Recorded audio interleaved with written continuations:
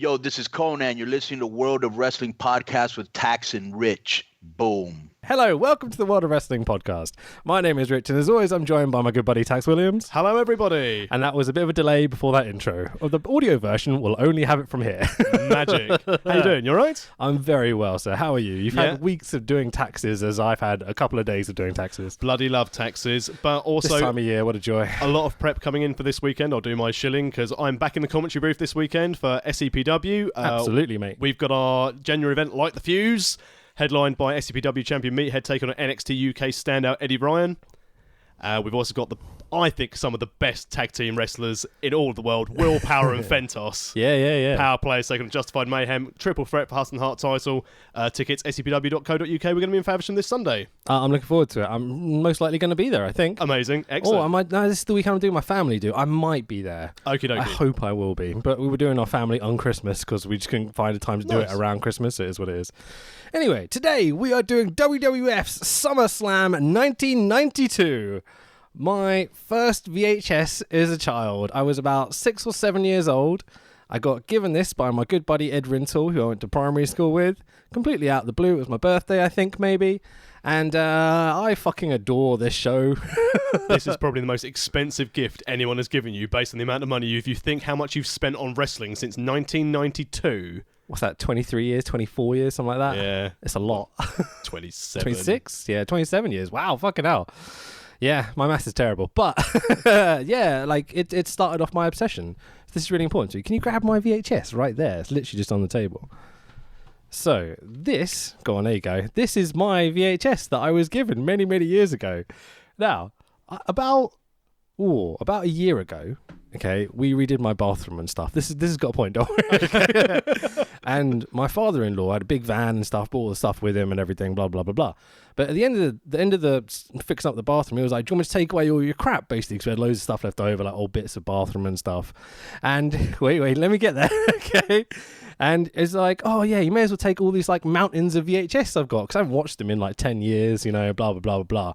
But I kept all my precious ones, so I have SummerSlam 92. I have Capital Carnage, I have Insurrection, all the shows I went to as a kid, right? And like my personal recording of WrestleMania 14, because it was like when I started getting back into pro wrestling and the Attitude Era and stuff, right? Now, I went to go watch this. Now, do you want to open this up and see what's inside it? Oh my God. I don't know if you can see what that picks on the camera. That is over the edge. That's not the Owen one, is it? No, it's not. Oh, it might be actually. I don't know. But that's the one. So that is not SummerSlam 1992. SummerSlam 92 VHS went with all my other VHSs that went in the trash in the bin like a year ago. I was literally almost on the verge of tears when I opened that and went, there's no SummerSlam VHS in it. I mean, for the record, we're never going to cover the contents of what is in this video case, but geez. Absolutely, yeah. Oh no, that's awful. I'm very happy. I've come to terms with this now. It's been 2 days. I've been struggling not to tell you because I want to tell you on the pod, obviously. But I'm very content that I still have the artwork and everything. But if anyone has a VHS of SummerSlam 1992 and really wants to sell it to me, I will gladly take it off your hands. Because I've been looking on eBay and Amazon and stuff, and there's a few floating around in America and such. It was Silvervision one, oddly, in America. Yeah. But the only thing you can really buy is a SummerSlam 92 and a SummerSlam 93 DVD. Yeah, the double header, the double box. I'm just like, that's not the same. No. I need the blue strip at the top of the Silvervision VHS, you know, like the old school one. I mean, this event was the first time I've genuinely been disappointed as a child. Really? Okay. So, obviously, as we mentioned on the prequel pod, I got into wrestling at Royal Rumble 1991. Okay. And then, obviously, being at the time a child who finds out about all these things, I found out that SummerSlam was going to be at Wembley. Again, not really grasping of distances, but I thought, oh, probably near London. Yeah. I remember saying to my dad, can we go? It'll be like all my birthdays and Christmases together. And he turned around to me and went, we're not going to that crap. Oh, amazing. Brutal. Broken. Amazing. Absolutely broken. But Jesus Christ. the nostalgia of watching this show, oh man. The second I started watching it, I was just like, I know every line of commentary. I know every move. I know every entrance. Even like the fans at ringside and stuff. Like I know their reactions when stuff happens. Seeing the kid in the bluey LOD pads. It's like, you're not even wearing the right LOD pads. Absolutely. That dude's a legend. I love that. Right, let's jump into it, okay? So the event was live on UK pay-per-view on Saturday the 29th of August 1992. It was actually on delayed broadcast in America, and the US pay-per-view was on Monday, August the 31st. So, yeah, I mean, there's a big difference between the two broadcasts. Did you get my message about the dark matches? Yeah, so there's dark match and also promos, because I watched... Yeah, there's all sorts of stuff I didn't realise existed just from searching on YouTube. I guess we both end up watching the network version. I ended up without... Sorry to bring this back. Indeed, I did, yeah. But I watched, obviously, the dark matches on YouTube. They're available, so go check them out if you haven't. I didn't check out the dark matches. That's I went fine. straight into the main show. I'll call them for you briefly. There's some of your favourite wrestlers in these dark matches, which I was like, you should watch this, but it doesn't matter. So we're in Wembley Stadium, London, England, and holy shit, this gorgeous old twin tower Wembley. That old Wembley was so much better than new Wembley. So beautiful. I mean, this was torn down in 2003. It was demolished, and I remember watching it on the news and just being like, oh, Wembley, it's gone. I remember watching the last game when England lost to Germany. So Yeah, it was like, it wasn't great. Tear it down. Tear it down. There's no memories here. It feels familiar at least. Yeah. But yeah, it's beautiful. What do you think of old school Wembley, and did you ever go to it? I went to old school Wembley on 2 occasions to watch England schoolboys play when I was younger with the school. Intriguing. Okay. I remember just being in awe of Wembley, just sitting in there, and also stupidly thinking and saying to my mate at the time, going, 2 people get injured, obviously, they'll probably come and pick us. It's like 20,000 people, and they'll just go, that fat kid in the crowd, he looks like he can play football, mate. Let's go. We've all had this fantasy, right? So I've been to gigs. Fantasy? I thought it was going to happen. I was genuinely upset. I'd never been to the old Wembley Stadium, the big Twin Towers one. I did a tour of it right before it got demolished with my dad. We happened to be in Wembley doing the drum centre, and my dad was like, should we just go do the tour at Wembley before it's demolished? We're like, fucking A, let's do it. So it was beautiful to see, but I've never seen like an event there or anything. I had done Wembley Arena a bunch, so like walking up Wembley Way from the station. If you don't know, the train station is quite a far distance from the actual stadium itself. So you come out the tube and you walk down underneath a bypass, then kind of up a hill, which is called Wembley Way, which is kind of infamous because you see it on FA Cup Day and all this. As a sort of Tottenham stuff. fan, I never get to go there for football. Unless it's a home game now. Yeah, exactly. It's not home. No, fucking A. To be fair, as a Gooner, we've won a whole bunch of matches there. So let's just carry on. The attendance for SummerSlam 1992 is 80,000. I repeat, 80,355 people. It's the 4th largest WWE attendance of all time. The only non-WrestleMania show in the top 10 of WWE attendance records. During the El Matador Papa Shango match, which you don't see, Vincent Heenan put this over as this show sold out in under 10 hours. 80,000 tickets in 10 hours. And considering that's before internet... Yeah. Really? So that would be phone lines and box office queues. Yeah, I worked out that was sort of quite an easy bit of math to do. It's 8,000 tickets an hour. Like on the phone, just like, yes, we could do this. It'd be fucking insane. Reports seem to actually suggest that it was more like 60,000 that was sold on the first day.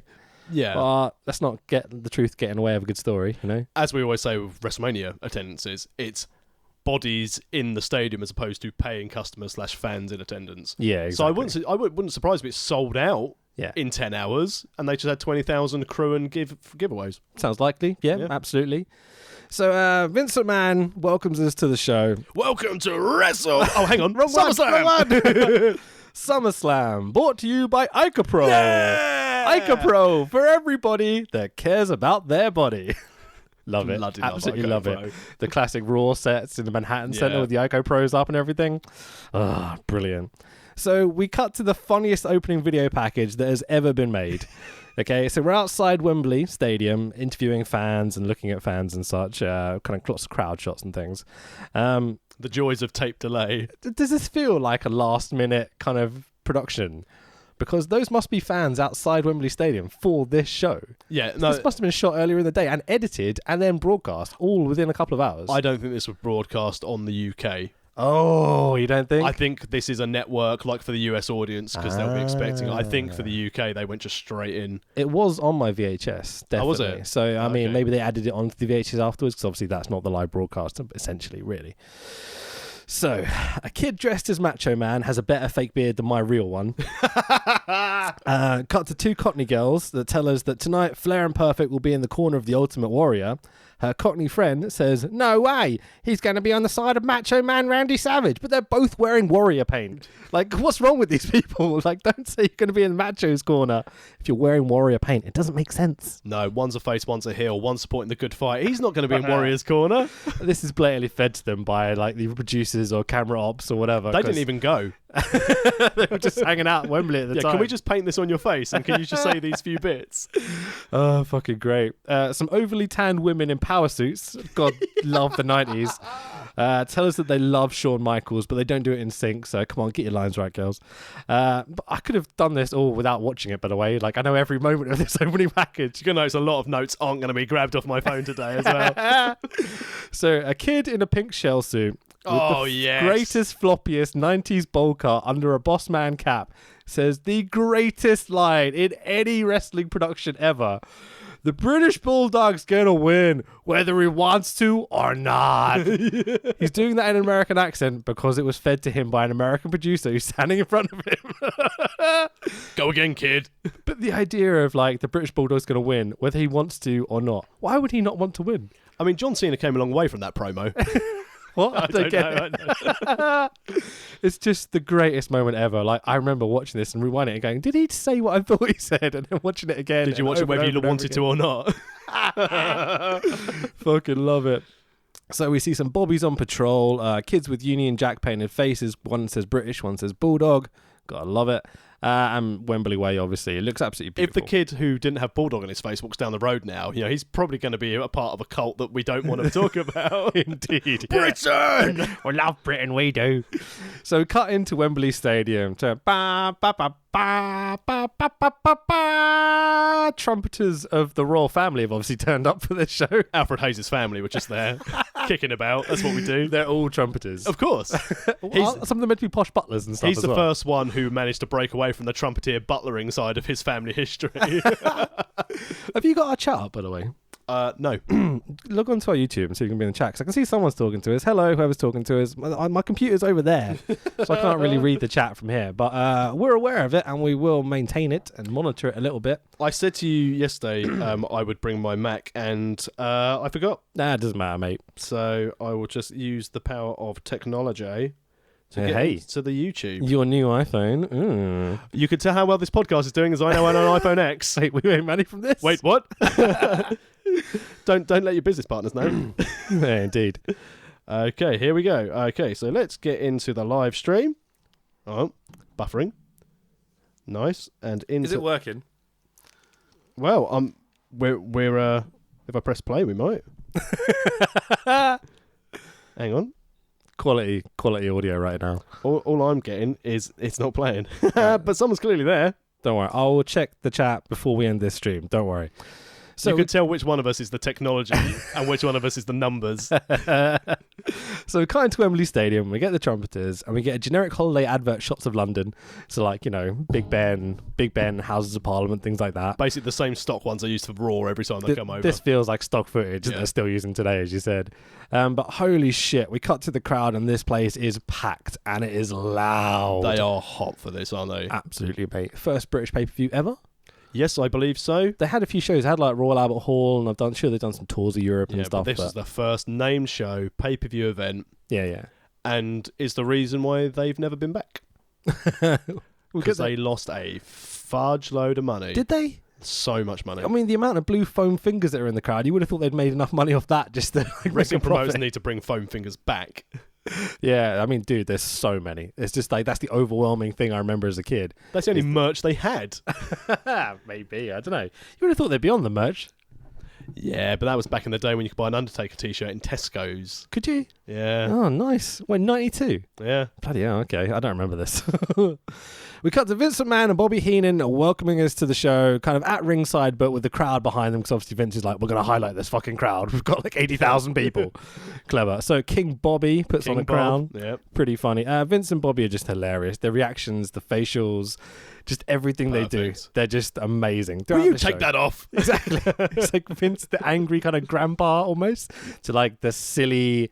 like mischievous child of Bobby Heenan. I mean, it goes without saying, easily the best person to wear a crown on commentary ever. Oh, controversial. Vince, Factually accurate. I agree. I totally agree. Vince and Heenan put over the Flair perfect macho warrior storyline. So, I mean, do you want to go over this? Yeah, so basically, there's been, at Mania, we had Flair dropping the belt to Macho Man Randy Savage. Mm-hmm.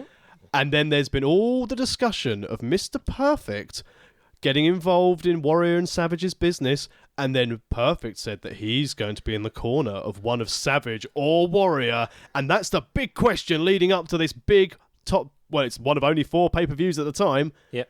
Which corner is Mr. Perfect going to be in, Savage or Warrior? I think it's kind of cool they're putting over Perfect a lot here as well, because I Yeah. think Flair's maybe on his way out soon. Flair is injured. Ah, is that why? Okay. Apparently Flair has an ear issue. An ear issue. Through my research. But also, interestingly, as we mentioned this as the main event, on the Silver Vision video, this is what's listed as the main event. Oh, what? Oh, it is, yeah. Savage versus Warrior. So I wonder, for the US pay-per-view broadcast, even though you could tell the difference between the Sky, I wonder if they had Brett versus Bulldog pre-main event and they had Savage versus Warrior as the main. Well, this show was originally meant to be in America. Yep. But they weren't doing so great on the wrestling side of things and like TV subscriptions and attendances. Like 92 was a bit of a dip for the WWF. Yeah. So the potential came up to do this in Britain, in London, England. And originally it was meant to be, I think the WWF Championship was the main event, and it was meant to be Brett and Shawn for the IC belt. Yes. But then moving it to England, it's like, we've got an English dude who's quite good. We should put him in there. Oh no, Dynamite's left. We'll just put Davey Boy instead. Exactly. so obviously it became Brett Davey.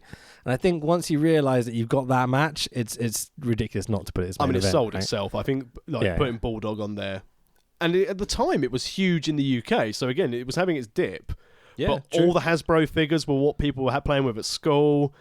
And yeah, 80,000 for something that was on, I think, just like cable or just basic free-to-view Sky at the time. Yeah, With WWE Superstars, which is now on the network. Nice. 1992 Superstars. That's I was all like, right. yes! So, if you were Mr. Perfect, whose corner would you be in?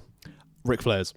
If you had to pick Macho or Savage, so who would you turn heel is basically what I'm asking. I mean, the natural heel would be Savage. Savage, you think it is? Because Warrior is a heel. So, the story goes that Vince wanted to turn Warrior heel. Really? Yeah. Oh, wow. Which I was always just a bit like, I don't think that would have worked. Yeah, he's got a leader match. I just don't think he likes Warrior, and I think he loves Savage. Yeah. Because we know now both fucking amazing Randy Savages. He drags this match out of Warrior later this evening. Yeah. But, it is what it is. Quick first factoid before we go into the card. I believe this is the first WWE pay-per-view without Hulk Hogan. It is. It absolutely is. Certainly in the main event, especially. Which is why I think they struggled to sell tickets in the US. Yeah, it could be, because he was on his way out at this point, wasn't he? Yeah. I'm just checking the audio levels. Yeah, they're good. Okay, cool. So Vince drops the tagline, "It's the SummerSlam you thought you'd never see." And we jump into our first match of the evening, which is actually a dark 6-man tag team match of Jim Duggan and the Bushwhackers, Butch and Luke, versus the Nasty Boys, Brian Knobbs and Jerry Sags, and the Mountie with Jimmy Hart. You didn't watch this, did you? No. All right, I'll quickly run through it. So the Nasties out first. They're cutting a promo on the way to the ring. Their gear and gimmick is fucking amazing. Like the black with the splattered paint on it and stuff. Like, I fucking love the Nasties gimmick. They literally have the worst mullets ever. Mountie comes out to, "I'm the Mountie. Excellent entrance I'm handsome, I'm brave, I'm strong." He made PCO the man he is today. Fucking A. Bushwhackers out. I was thinking, watching the Bushwhackers, you see 80,000 people doing this thing. Over as hell. You're like, why has no one ever stolen this idea? Because It's the Bushwhackers gimmick. doing that. and licking armpits. Licking kids. It didn't age very well, did it? No. Good thing Lawler wasn't there. Oh, fucking A, man. The most amazing part of this match is that Hacksaw comes to the ring, gets a huge pop, right? And once he's in the ring, he goes, USA! And 80,000 people all go, USA! USA! In London, England. And you're like, he's pretty fucking over. Duggan is surprising when you look back in the early 90s how key he was in WWE and how big a feuds he had. I can see why he wasn't utilised as like a top guy, but watching this reaction, he was primed at this point. 92, Duggan. Yeah, huge. He was one below Hogan in the Americana sort of thing, wasn't he? Yeah, he hasn't quite got the body of Lex, because obviously 93 is when Lex gets the Lex Express push and everything. Because obviously Hogan's disappeared, so we're trying to fill gaps. But I feel like they missed an opportunity with Duggan. He was really over. Really worked. He could have tailed it, and especially for the follow-on from the Slaughter feuds. Yeah, totally. He's the American hero. Yep. He's got a bit of wood. And Hogan... Duggan does okay for himself. Like he forms a really decent career. He comes back in like the 2000s as well. Gets another run even at that point. Because he finished his WCW run, didn't he? Then came back. Because he got injured in WCW, returned, wrestled. Terrible run in WCW. The janitor gimmick and stuff. Like, fucking hell, that was bad. Anyway, so basically, Hacksaw has the Mountie pinned at the end of the match. Sags dives off the top rope. Yes, the top rope. Never seen a Nasty Boy do a dive off the top rope. Duggan moves. Sags lands on the Mountie. Classic. Duggan throws out Sags over the top rope, pins the Mountie for the 1-2-3, and your winners are Jim Duggan and the Bushwhackers. Just an insanely fun match. Great opener. Gets the crowd going. You know, really, really good. Really, really fun. So our next match, I'm not even going to ask your opinion on that one. Is our second dark match. El Matador. Hey. Do you know who El Matador is? Tito Santana. Hey, against Papa Shango. Which I was like, you love Papa Shango. You've got a tattoo and I everything. do have a tattoo of Papa Shango. All right. So this was meant to be Shango versus the Texas Tornado, Kerry Von Erich. But cocaine is a hell of a drug. So... And probably based on WrestleMania, Papa Shango missed his cue, so Tex Tornado went home. Fucking hell, man. It's a sad story. Kerry Von Erich, within a year, is pretty much dead. Yeah. It's just missing dates and stuff, misses this spot completely. He was meant to be there. Tito filled in at the last minute, you know. It's like, it's not good stuff. I mean, in fairness, though, Tito Santana going out there to take the day, it's a case of, you fly out here, mate, because, you know, Kerry's a bit ropey. We'll fly you halfway across the world, though. You might not get used. Yeah. It's a weird one, isn't it? Failing that, would injure one of the Bushwhackers. Well, there's a great bit where El Matador comes to the ring holding his like Matador hat in his hand, and Bobby Heenan goes, "What's that in his hand? Is that a dead chihuahua?" It's just a fucking great moment. And Vince goes, "Then what is it with you and fur?" And Heenan goes, "I didn't infer anything." Like, it's fucking so hell! How quick are you, mate? I love Heenan. Amazing stuff. Right, let's just jump to the finish, I guess. El Matador with the 10 punches in the corner. Heenan goes, "He's hit the flying jalapeno." Yes. He does it. Only gets 2. Gut wrench into a shoulder breaker, but it's not Tito's shoulder that lands on Shango's knee. It's more of like his neck and his spine. So like he picks him up into this and drops him into the shoulder breaker, but like head first onto his knee. He's a safe worker, is Charles, right? Brutal. Like, could have fucking crippled the dude. Like, terrible. I mean, when he turned into the Godfather and the Good Father, he didn't get much better. Always quite dangerous in the ring, old Charles. He stopped doing dangerous, crazy power moves, which is probably a good thing, but still not exactly the safest worker in the world. One of Undertaker's boys, though, so, you know, he's always going to have a job, isn't he? Indeed, yeah. So for the 1-2-3, and Papa Shango gets a win over El Matador. Arriba! And that's the right victory. Yeah, definitely, absolutely. So let's get into the main card now, the actual broadcast you got to see. So the sun is starting to set, and it's starting to look really kind of atmospheric in Wembley Stadium. So good. I liked how the crowd was set out in the Union Jack, how they'd set the seating as well from above. I never noticed. See, when you look at it from an angle, they basically got it in the divots of the flag. That's fucking awesome. I've never noticed this. Holy shit. So first up is our tag team match of Money Incorporated of Owen R. Shyster and Ted DiBiase with Jimmy Hart versus the Legion of fucking Doom, Animal and Hawk with Paul Ellering and Rocco. Good old Rocco. Beautiful bikes they rode out to the ring on the LOD. Mate, it's classy, isn't it? When I watched this with my dad, the first thing he was like, oh, motorbikes. Oh, motorbikes. Your dad was a bike, wasn't he? Yeah. So money, money, money, money, money. Fuck, I love this music and this gimmick. It's so over. It was good to see IRS again, and also, you know, forgetting how bad it went when he went to WCW as Michael Wall Street. Don't even remember that. Good stuff. So what do you think of DiBiase's white and gold trimmed suit? Like, fucking hell, we went all out for this one. All in, yeah. As long as it wasn't after Labor Day, it should have been fine. Don't wear white after Labor Day. I know people say that. What is Labor Day? Do you know? No idea. Americans, hello, how are you? I'm only quoting it from Dukes of Hazzard. Oh, fair enough.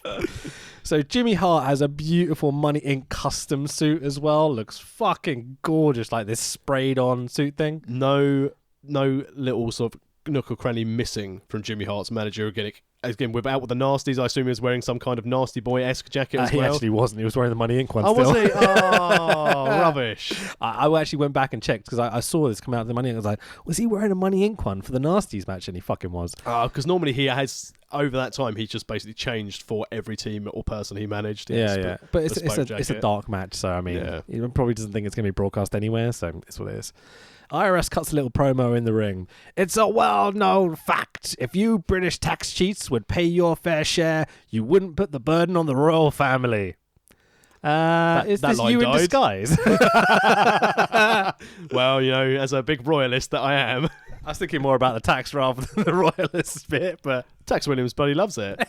There's no denying that Owen R. Shyster played a big grounding in the Tex Williams character. Oh, really? Yeah, him nice. and obviously Doug Williams in the name. Yeah. Fucking A, man. Yeah. Wrestling in a tie. Who doesn't love that? I've never realised that the Williams part was a thing to Doug. Yeah. Oh, that's really cool. Oh, that's lovely.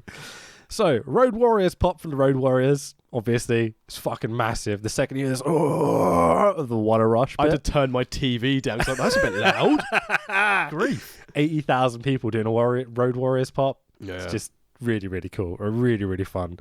Again, as you said, the gold shoulder pads with the black spikes. Gorgeous. And obviously they come down on the bikes, blah, blah, blah. It looks amazing on the Harleys. One of the greatest entrances ever, I think. Yeah. This is one of those clips that WWE have uploaded to their YouTube channel. It's just the Legion of Doom's entrance at SummerSlam 1992, and that's it. Pretty Huge cool numbers. Yeah. And also, you know, good on them having a face manager, Paul Ellering. How is he a face? He's well. Oh, I Road see what you're Warriors, saying. In this scenario, he is a face. Traditionally, Ellering's a badass heel. Yeah, exactly. That's why I was like, hang on, what? But that's why they gave him a puppet to soften him up. God, this fucking Rocco puppet. Just talk to me about the Rocco, because it basically just looked like Ellering needed something. I genuinely think it's because Ellering needed something to do to try and stop him being the heel manager character. So I thought, stick your hand up this puppet's ass. And they replaced his rolled up newspaper with a fucking hand puppet, and you're like, yeah. Well played, Paul Ellering. And that's before creative was outside of Vince's pool in his house. So someone would have gone, either him or Bruce Pritchard would have gone, let's get Paul Ellering a puppet. It's fucking stupid. I know the LOD never wanted this. Paul Ellering never wanted this. It was definitely enforced upon them. Yeah. But like, it had a cheesy, kiddie gimmickiness to it that they probably needed to be in WWF. And didn't they leave shortly after the show? Yeah, it wasn't. They definitely flip-flopped a lot, Yeah. the LOD. So, I mean, we'll get to it in a second. Let's get to the end of the match. So, Hawk notoriously looks absolutely fucked. The moment he gets off that bike, apparently he'd already popped a couple of somas down. Definitely jet lagged. Yeah, fuck that shit. So, I mean, we'll get to it in a second. So let's just run through the match. So massive LOD chants the second the match starts. Animal goes through it, goes LOD, and 80,000 people go LOD, LOD, and it's like, I remember this being the coolest fucking thing as a kid. Based on this and the hacksaw thing, very impressionable crowd. Yeah, absolutely. They'll say anything. It's like Ron Burgundy. They've never experienced it before. Yeah, the thing. true. Like, it's this whole crowd going, finally, we've got like a massive WWF show. I mean, in fairness, that's true now. Because when WWE came over, occasionally they did like a Monday Night Raw once every 2 or 3 years. Yeah. The crowds were hot for it. Yeah. And now they get 2 a year plus a run of house shows. No one gives a damn anymore. I still think they're the best crowds in the world. You know, I'd say London, Chicago, New York are all kind of even in terms of like passionate crowds.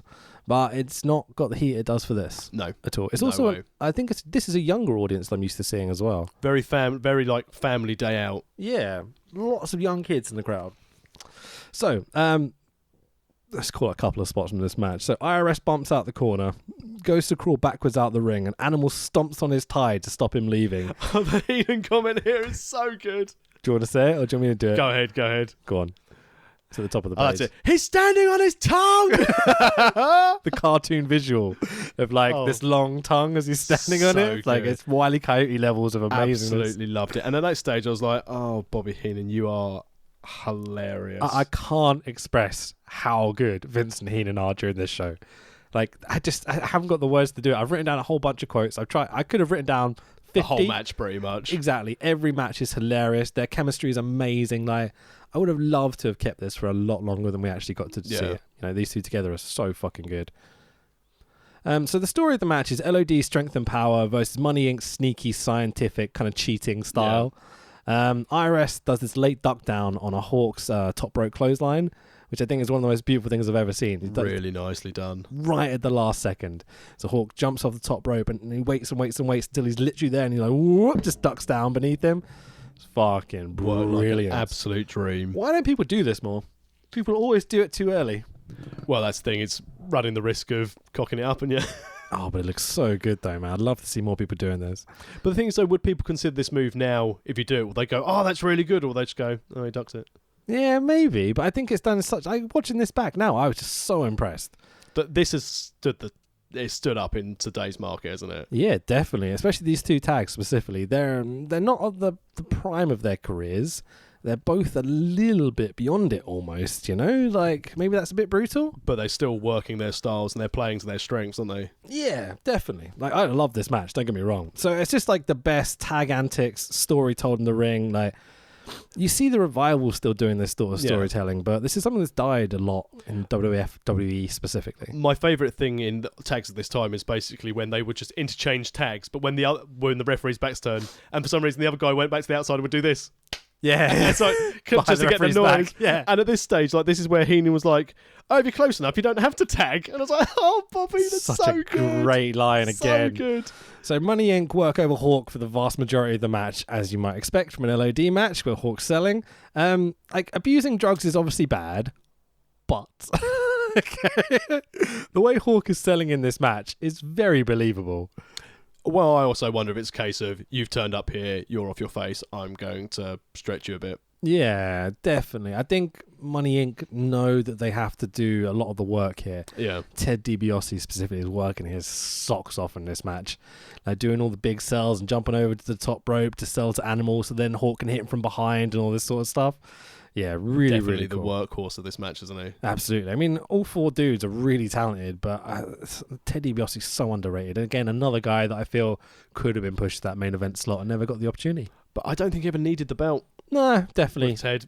But he could have. Yeah. If they wanted him to, you know. But I guess he's not big enough as well. If he'd done a lot more juice, maybe he would have been there, you know. Who knows? So most of the Road Warriors, and this is the most the Road Warriors have ever sold in any match ever, and it makes for a really evocative sort of match, you know? Like you genuinely feel for Hawk at times. Yeah, and not just because he's off his face. Yeah, exactly. So we get the hottest of tags to Animal as Hawk finally kind of literally as he's falling back out the ring, works around and gives him the tag. Really cool moment. LOD signal for the Doomsday device. Jimmy Hart and IRS stop the Doomsday from happening by jumping up and interfering. Hawk wanders about as Animal whips DiBiase into the ropes, knocking IRS to the floor. Power slam by Animal, and Hawk wanders in front of the hard cam for the 1, 2, 3, and the winner is the Legion of Doom. You gotta love them. As you said before, these tag teams just together, absolutely loved seeing them. This is what tag team wrestling, even in modern time, would work. People get annoyed by the shenanigans of the heels. Everyone can do the hot tag now. You see that standard tag, you know, for the heel team, work down one person, hot tag for the face, normally the one who is either not as fit or the more popular of the two. Yeah, definitely. To get the hot tag. But yeah, nothing wrong with this match at all. Really, really enjoyed it, start to finish. Unfortunately, the last Legion of Doom match for 3 years. Animal has talked about Hawk being heavily into drugs and sedatives at this time, and he popped a couple of sedatives right before the match, hence why you get all this ridiculously horrible stuff that we see from Hawk. Hawk skipped out on the flight back to the US and hung around in London with the Hells Angels, basically just doing coke and being a fuck. Yeah, let's not talk Ill of the Dead, I guess. Animal was told that Hawk was no longer going to be part of the company a few weeks later at a house show. Didn't even hear it from Hawk himself. Completely lost track. Yeah, it would be 1996 in WCW before they tag again. Bloody hell. Horrific, man. This what is dogs can do, you know? Again, a problem, I guess, if you're in a tag team, that if you're a hot tag team and your partner is ropey, your career is in their hands. I mean, even now in modern time, you've got the Authors of Pain. One of them's out injured for 3-4 months. Oh, is that why they're not on telly? So okay. What's the other guy going to do? He can't be a singles wrestler. Yeah. So he's just got to sit about, maybe do the house show. He probably could, but it would ruin the tag. Yeah. You know? But that's it. And then they've killed a prospect that comes back. So seeing how much, as they've said, Hawk sort of jeopardised some of Animal's career. Yeah. I mean, at least Animal really got some did. singles runs, like when he was a bit more retired. Like, I don't know if he's on a Legends deal or an Ambassador deal, and he's still kicking around WWE a bit. But yeah, absolutely. it is a real shame. He turned up at the not All Elite, but the Elite show, Cody Rhodes show. Oh, really? Yeah, he turned up right at the entrance on a bike and stuff, and that was a nice. cool little moment actually. But yeah, again, the LOD was so hot at this time, and to waste it in that way, such a shame. Outside the Beverleys, second favourite tag team of all time? What, Legion of Doom? Yeah. I love the Beverleys, right? I adore the Beverleys. LOD are my favourite tag team of all time. Really? Yeah, absolutely. Always have been, always will be. I mean, this is the first time I ever saw them, and I'm like, this is fucking amazing. The story they're telling, how over they were, the bikes, the gold shoulder pads, the power slams. Like, if you'd seen it for the first time, you can understand why people are like all into that. yeah, this is my first impression, right? Yeah. So this match was meant to be for the tag team straps, because Money Inc. were the champions, I think, coming in. Yes. But they dropped them to Natural Disasters, who would defend them against the greatest tag team of all time later. And this is what led to Jimmy Hart leaving to manage Money Inc. as well. Because he was managing Natural Disasters at the time. That's the one. Turning them face, because obviously Jimmy's a heel, so blah, blah, blah. Well-known face, Earthquake. God damn you, Golga. Let's not blow our load quite yet. We'll get to that match. Okay, so Ric Flair's backstage and he's doing an interview with Mean Gene. By God, Mean Gene! Rest in peace, buddy. So, rest assured, little man. Just so many quotes in this from Flair. Knows that he stays ready for any kind of action. Just fucking great moments from Flair. Purple gear today as well. Oh, Very nice. So good. As I remember Flair, obviously, because this is my first showing, blah, blah, blah, blah. Gene questions Flair about which corner Mr. Perfect will be in tonight. Will it be the Macho Man or Randy Savage? Rick laughs off Mean Gene's questioning. Mean Gene says one of the greatest quotes. Again, I've got so many. I'm sorry. I'm going to overdo it, I think, today. Like the great Winston Churchill once said, now is the time, and now is the time we demand to know the whereabouts of Mr. Perfect for SummerSlam. And Flair responds with... Why, he's in the dressing room. But whose dressing room? The dressing room of the winner. Who else? Woo! I fucking love this show so much. Flair's just genius. It's a shame he's not wrestling on this, obviously, if he's injured and stuff. But his promo work, fuck me, Flair's good at this time. Even as a young fan watching this for the first time, can you remember what your first impression of Ric Flair was? Detested him. Absolutely hated him, top to bottom. Couldn't stand the man. Yeah. Fucking brilliant. Exactly what he needed to do. Manipulative, horrible, mean to people I loved. You know? Like, just everything a heel should be. Yeah. Absolutely phenomenal. I said the first time I saw Flair was when he came in with the Video Distorted Belt. Yeah. And that's when he started his feud with Piper, because it's when Piper, Savage, and Vince McMahon were on commentary. Mm-hmm. And there was all sorts of... That's a weird time. There's all sort of a kerfuffle going on, and Flair was like baiting Piper. And at the commentary desk, he turned to walk away from Piper, and then just turned around and smacks him with a chair. You meanie. And at the time, I was like, he's hit him with a chair. I've never seen this before.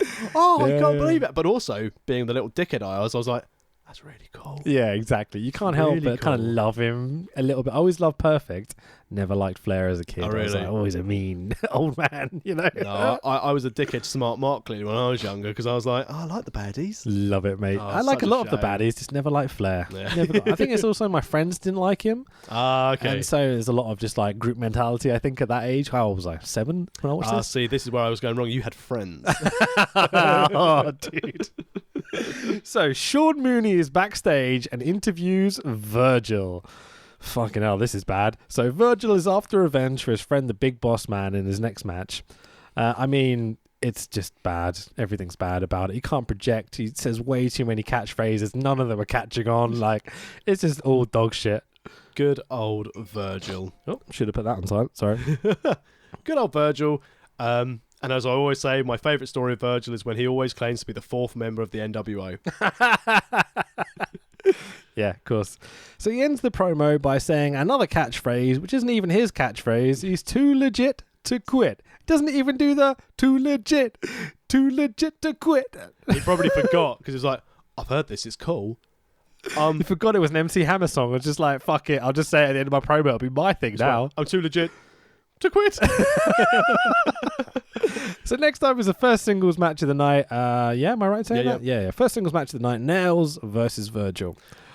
Now, you've spoiled this if for anyone who follows you on the Twitter sphere. You should follow us on Twitter, by the way, World of Rest Podcast. Very nice transition. Indeed. So basically, your notes, which I will sum up now, was choke, struggle, choke. The referee isn't enforcing the rules. Choke, boot, pin. Pretty much, man. So Nails weighs 302 pounds, apparently. Blatantly fucking doesn't. Nails chokes Virgil. Nails does a sloppy eye rake and misses a punch. Nails chokes Virgil. Ref throws out the match and awards Nails the victory. Does he know the fucking rules? Because this is not how wrestling's meant to go. I thought commentary did a good job of putting over that Nails should have been disqualified, but the ref awarded him the win. Yeah. I don't know if this is a mix in communication or what happened here, but now the storyline, choke is an illegal move, just so you know. The story leading up to this was one, again, from a younger days, was a more compelling storyline because we just come off Boss Man Mountie. The storyline going after this is even better. Well, but go on. Boss Man and Mountie with the jailhouse match. Oh, okay. Before that, never seen it. And then because he'd come off again like a law enforcement versus law enforcement, then obviously who's he going to go after next? A convict. Ah, okay. And then Nails obviously has come out attacking the Boss Man because he was treated badly by Boss Man when he was in the clink. That's the one in the WWF magazine photo shoot with all the bruises and the cuts on Boss Man from where Nails attacked him. Yep, and they filmed some of those. According to Pritchard on Something to Wrestle podcast, they filmed it in a real prison.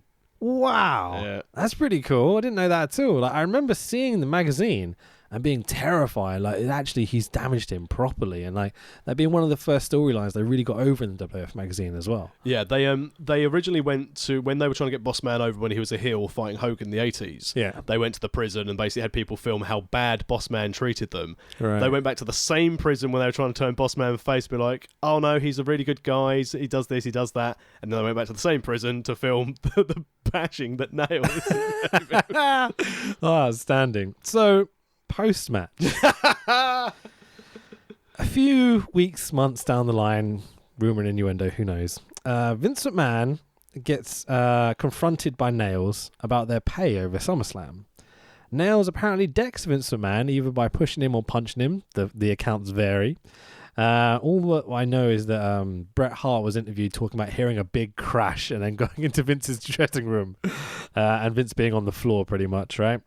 And so Nails then claims the reason he did this to Vince McMahon was not overpay, but because Vince made a sexual pass at him. And the lawsuit ensues. And you're just like, what? What is happening? This is so weird. Vince McMahon loves a big boy. He's 302 pounds. Loves big sweaty men, yeah. I mean, what do you think of the match, firstly, I guess, is the best thing we need to say. Dog shit. It's terrible, isn't it? Like, minus 5 stars, 100%. No. Minus 5 stars, wearing a Tokyo banner. Good grief, it's shit. It's bad, isn't it? No, not even funny bad. No, sometimes we like terrible. funny wrestling to make fun of it, but this is just, it looks like two wrestlers were told to go out there with no training and go, do a match. And that's what would happen. Yeah, totally. Except with less orange jumpsuits. I mean, Virgil gets a couple of little hope spots in there, and Nails seems very intimidating. I think that's the most positives you could possibly say about this match. I think you've taken it very far the wrong way. But I think I've seen this too many times as well, and I'm like, oh, he genuinely was quite scary as a kid, Nails. Yeah. But if someone constantly chokes the other person, then, yeah, it's going to be quite scary, you know? And that was his entire moveset. Well, there we go. That's half the problem. It's not quite Bulldog Brett levels of intensity and storytelling, you know? Anyway, so Lord Alfred Hayes is backstage, and he's been investigating the whereabouts of Mr. Perfect. Alfred is backstage at Macho Man's dressing room door. Basically, he can't get in. Macho won't answer the door. He doesn't know where Perfect is, blah, blah, blah, blah, blah. In the meantime, it's over to you, Mean Gene. Anything on this segment? Pointless. Yeah, I mean, it's getting over the story, but it's nothing. Yeah, that no one knows, but no one's going to know till the match anyway. Yeah, I remember watching this as a kid and being like, can we just get to the next bit, please? You know? Yeah, Alfred Hayes is only there because he's Alfred Hayes. Yeah. So we cut to Mean Gene interviewing Sensational Sherry backstage in front of the big SummerSlam logo now. Big blue and orange beast of a thing. It's amazing. Sherry's outfit has more cutouts than any one piece of clothing should ever have. Like, she's got 6 cutouts down her arm, big cutout around her crotch, big cutout around her ass. It basically makes the girls in the Divas era looking like they're quite well dressed. Yeah. Like it's a monstrosity. Like it's horrific. It's white, pleathery, diamond bedazzled amazingness. Like, it's great, but it's perfect for what she needed it to be. Yeah, I don't remember feeling very sexual about this as a 7-year-old. You know, like you see Sonny and you're like, God damn. Wait, the way you're saying it now makes it sound like you are feeling overly sexual I'm totally about it. No, not really.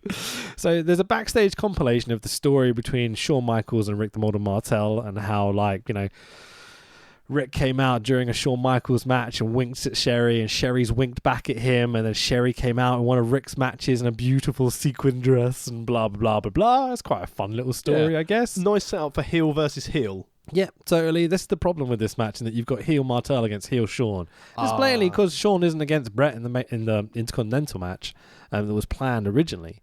That they had to throw something together, and this is the best they could come up with for him, which is, it's not terrible. Martel's a hell of a worker. I think for the benefit of Shawn Michaels' career, not working with Brett at this stage would make Michaels a bigger star in the future. How much heat did it set up down the line, which caused a lot of bullshit to happen? Yeah, but still, had Brett and Shawn fought at SummerSlam, it would have been a great match, but that would have been it. Yeah, maybe so. Yeah, it would have changed the course of history. But this match, heel versus heel, it's quality stuff. I loved it. I thought it was great.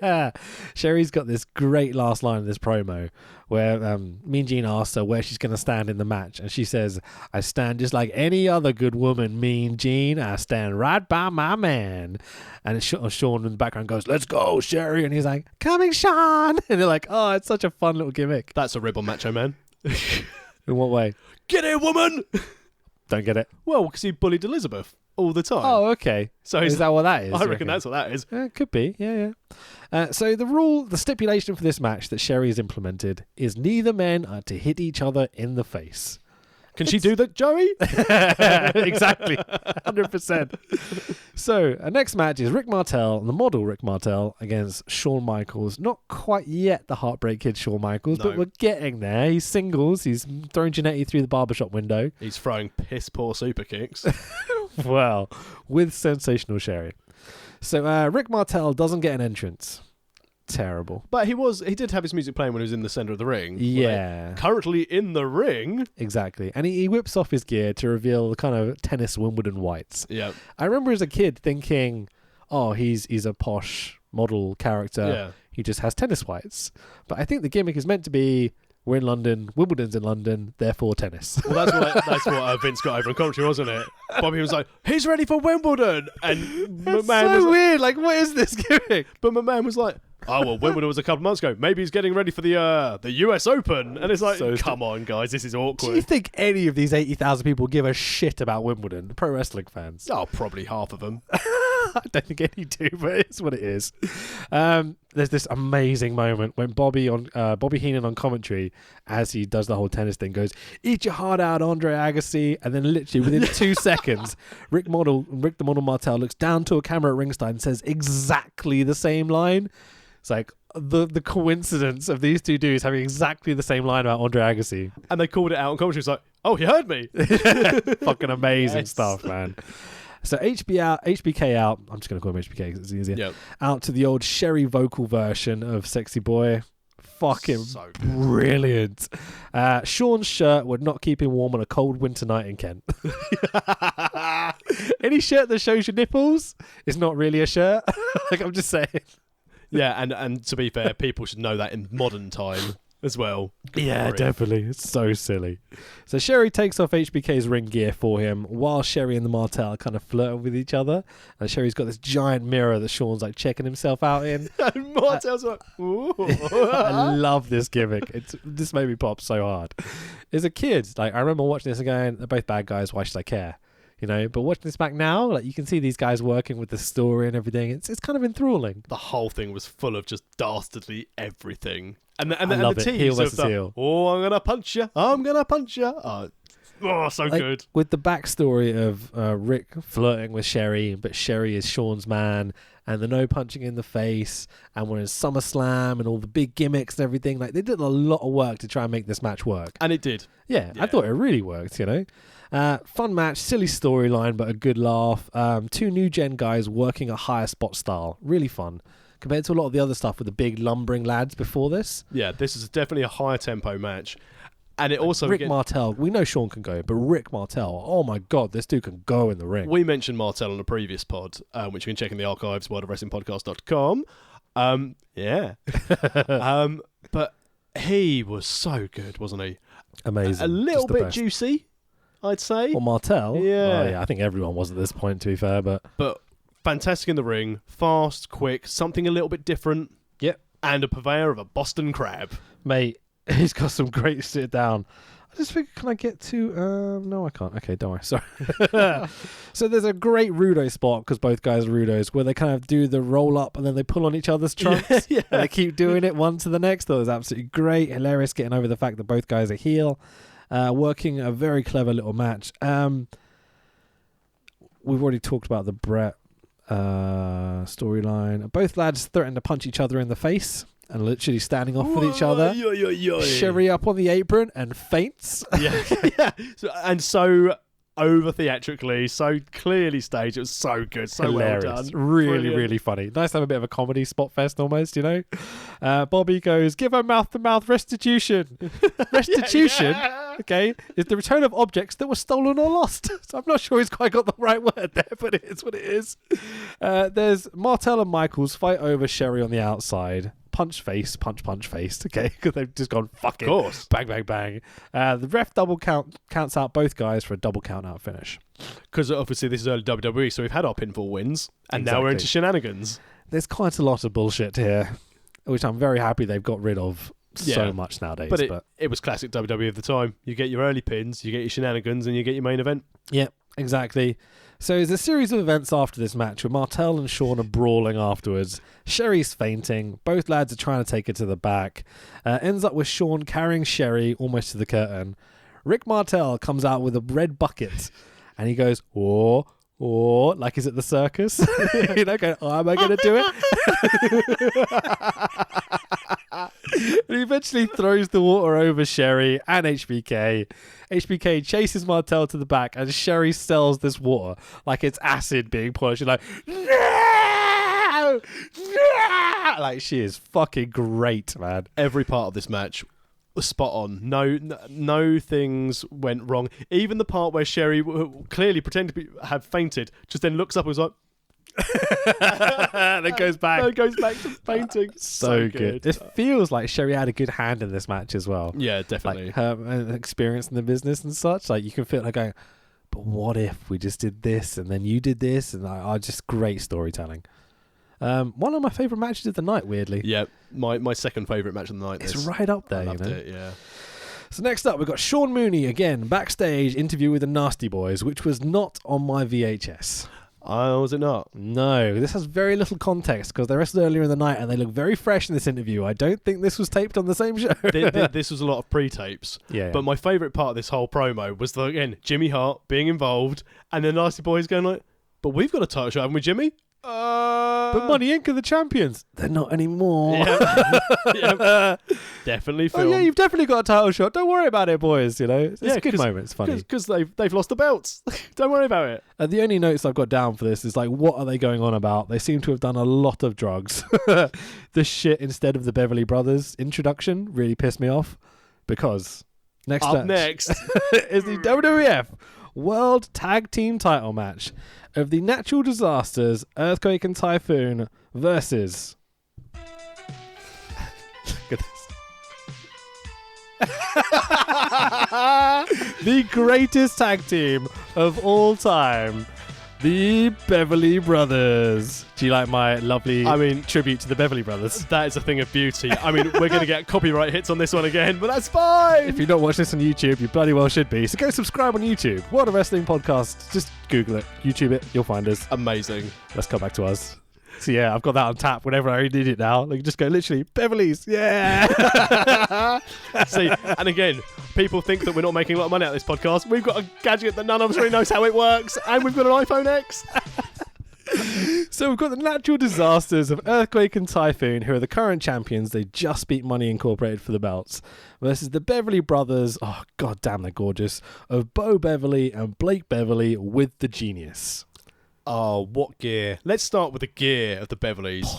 The purple with the shinies. Matching gear, matching hair, matching boots. Mirrored gear, I think Mirrored you'll find. Gear, sorry, apologies. Because Bo has the star on his left leg and Slick, not Slick, the other one. Yeah, Slick definitely isn't involved. Bo and Blake. Sorry. Blake has the star on his right leg. Yeah. It's like, just the thought of the cape with the white on the inside with the purple white stars on the outside. So good. My favourite thing about the Beverleys, if you watch any of their introductions, right, as soon as they get into the ring, Bo will look across to Blake, give him the eye contact and be like, now. And they both lift their cloaks at the same time. You're like, oh, this is awesome. I remember seeing their WWF debut on Wrestling Challenge. Nice. I remember it the week before. Killing Jobbers, no doubt. Of course. Yeah. And the week before, so they were going at the end of Wrestling Challenge what they was going to be on next week. So it was like, and we get an appearance from Hulk Hogan. I was like, exciting. And then they said, and it's the debut of the Beverly Brothers. And it just had them lifting their capes. And I was like, ooh, sparkly. I mean, they're meant to be heels, and they're fucking great workhorses, but I love them. From the very first moment I saw them and heard this music, it's like I feel like I could walk up the street just with that music constantly. I think you should now. I think you should be one of those annoying people who just have the music coming out their phone and just set it on my ringtone and stuff, just constantly call myself like go into your daughter every morning and just play that music so she then becomes accustomed to that being her wake-up song. So, Lanny Poffo, the genius, cuts one of his infamous poems. What a beautiful poem this was. And I've written it down just to make sure I get it, but I don't need to. I know it off by heart. From the home of Olympic Games of 1948 and the World Cup of 1966, I know the date. Now it's SummerSlam at Wembley, and the genius holds the key. Behold the future champions, the Brothers Beverly! Woo! I've just fulfilled a life ambition of doing that on some sort of live broadcast. Excellent work. I'm very content right now. So the natural disasters music hits this kind of rumble, and the pop is insane. It's Road Warriors level. Believe how over they are. Considering they were heels coming into this pretty much, and now they're meant to be faces for no fucking reason at all. They are over as fuck. Hugely over, yeah. As a kid, I remember thinking they were the most dominant tag team of all time. And I feel like this is an opportunity missed, really, because this doesn't last very long. No. Earthquake's off to WCW, I think, quite soon. I remember seeing footage of him and Sting as a kid feuding and just thinking this was the scariest dude in the world. But John Tenta never really was a top guy. No, he was a good for Hogan. He was a big guy for Hogan to run through when he was in singles. Yeah. And then obviously you've got, is it Frank Osserman? What, the guy who's Typhoon? I don't know his real name. And again, another I only know him as one name, really. Oh, well. The Shockmaster! Who could have had a huge run had he not fallen through a fucking wall. Yeah, I'm sure. That seems what they were setting him up for. It was all those main event guys. I mean, I don't think it would ever would have happened, but it is what it is. No, because he was wearing a flipping Space Marine helmet. Yeah, it's not great. So immediately the heel Beverleys jump the natural disasters when their backs turn. Beverleys are massively underrated workhorses. They're selling like crazy, and the natural disasters are pieces of shit because they will not sell anything the Beverleys do at all. But in fairness, why should they? Because they're the greatest tag team of all time. They should sell for the Beverleys. Everyone should sell for the Beverleys. Earthquake is a 400-pound man. I mean, for fuck's sake, man. Have you not heard this music? Like, it's so good. Sell for these cunts. Jesus Christ. So my monitor goes out for a few minutes and somehow Typhoon's down. The Beverleys have him. We're going to get him, boys. Don't worry. The Beverleys don't cheat. There was a wardrobe malfunction. That's why I went blank. Heenan has no idea which one's Bo and which one is Blake. It's really funny. He's constantly just like, which one's that? But man, is that Bo? It's like, he doesn't give a shit. Heenan says, as soon as like it looks likely that Typhoon's about to get the tag, Heenan puts this over so strong. He goes, do not let Earthquake get in that ring. And the emotions that it gives you as a kid, especially watching this. Because you know how much damage Earthquake can do. Yeah. Do not let him in. Do not let him in. If he gets in, it's all over for the Beverleys. This is it. Look at the size of the man, like insane. Earthquake cheats, the cheaty little bastard, and gives Bo a big whoopsie illegally. Yeah. He just jumps in the ring, gives it to him, like horrible piece of shit. Typhoon eventually gets the tag to Earthquake, and the pop is insane. Again, they are just massively over. It's ridiculous. Earthquake proceeds to kill the Beverleys. Power slam by Earthquake. Earthquake jumps up and down in a circle around whichever one. The vibration when he was doing that as well, it looks huge on the camera. And the way like the whole 80,000 start going, whoa, as he's doing it, it's like an earthquake's happening. Like, this is just perfect. It's so well done. Heenan goes, wait a second, my clothes fell off. Yes. Heenan's so funny. A big whoopsie by the Earthquake for the 1, 2, 3, and your winners, and still WWF Tag Team Champions, the Natural Disasters. And they're very mean to Lanny Poffo after the match. Yeah, bullies to the genius. Yeah. Should have put the belt on the Beverleys. It would have been amazing. It's amazing they didn't get a tag run.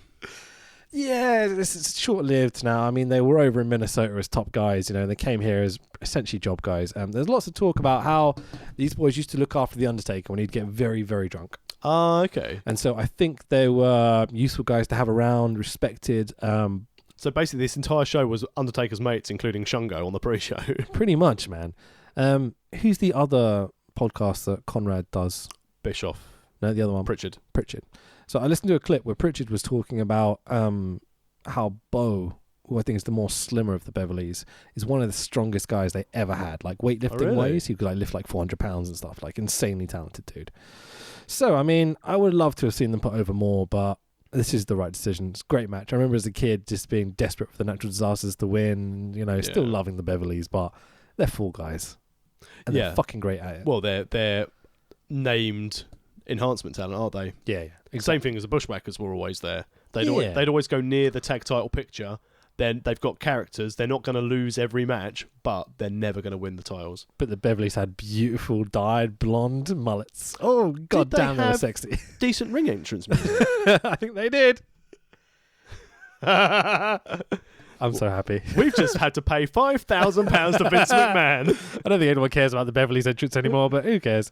So, what the fuck? Mean Gene is suddenly backstage with the Bushwhackers? You're like, what is this? This again was not on the VHS copy I had. Just again to get lots of terrible puns in. Yeah, they seem to have muscle spasms because I can't stop doing this as they're talking. And it's like, live the gimmick.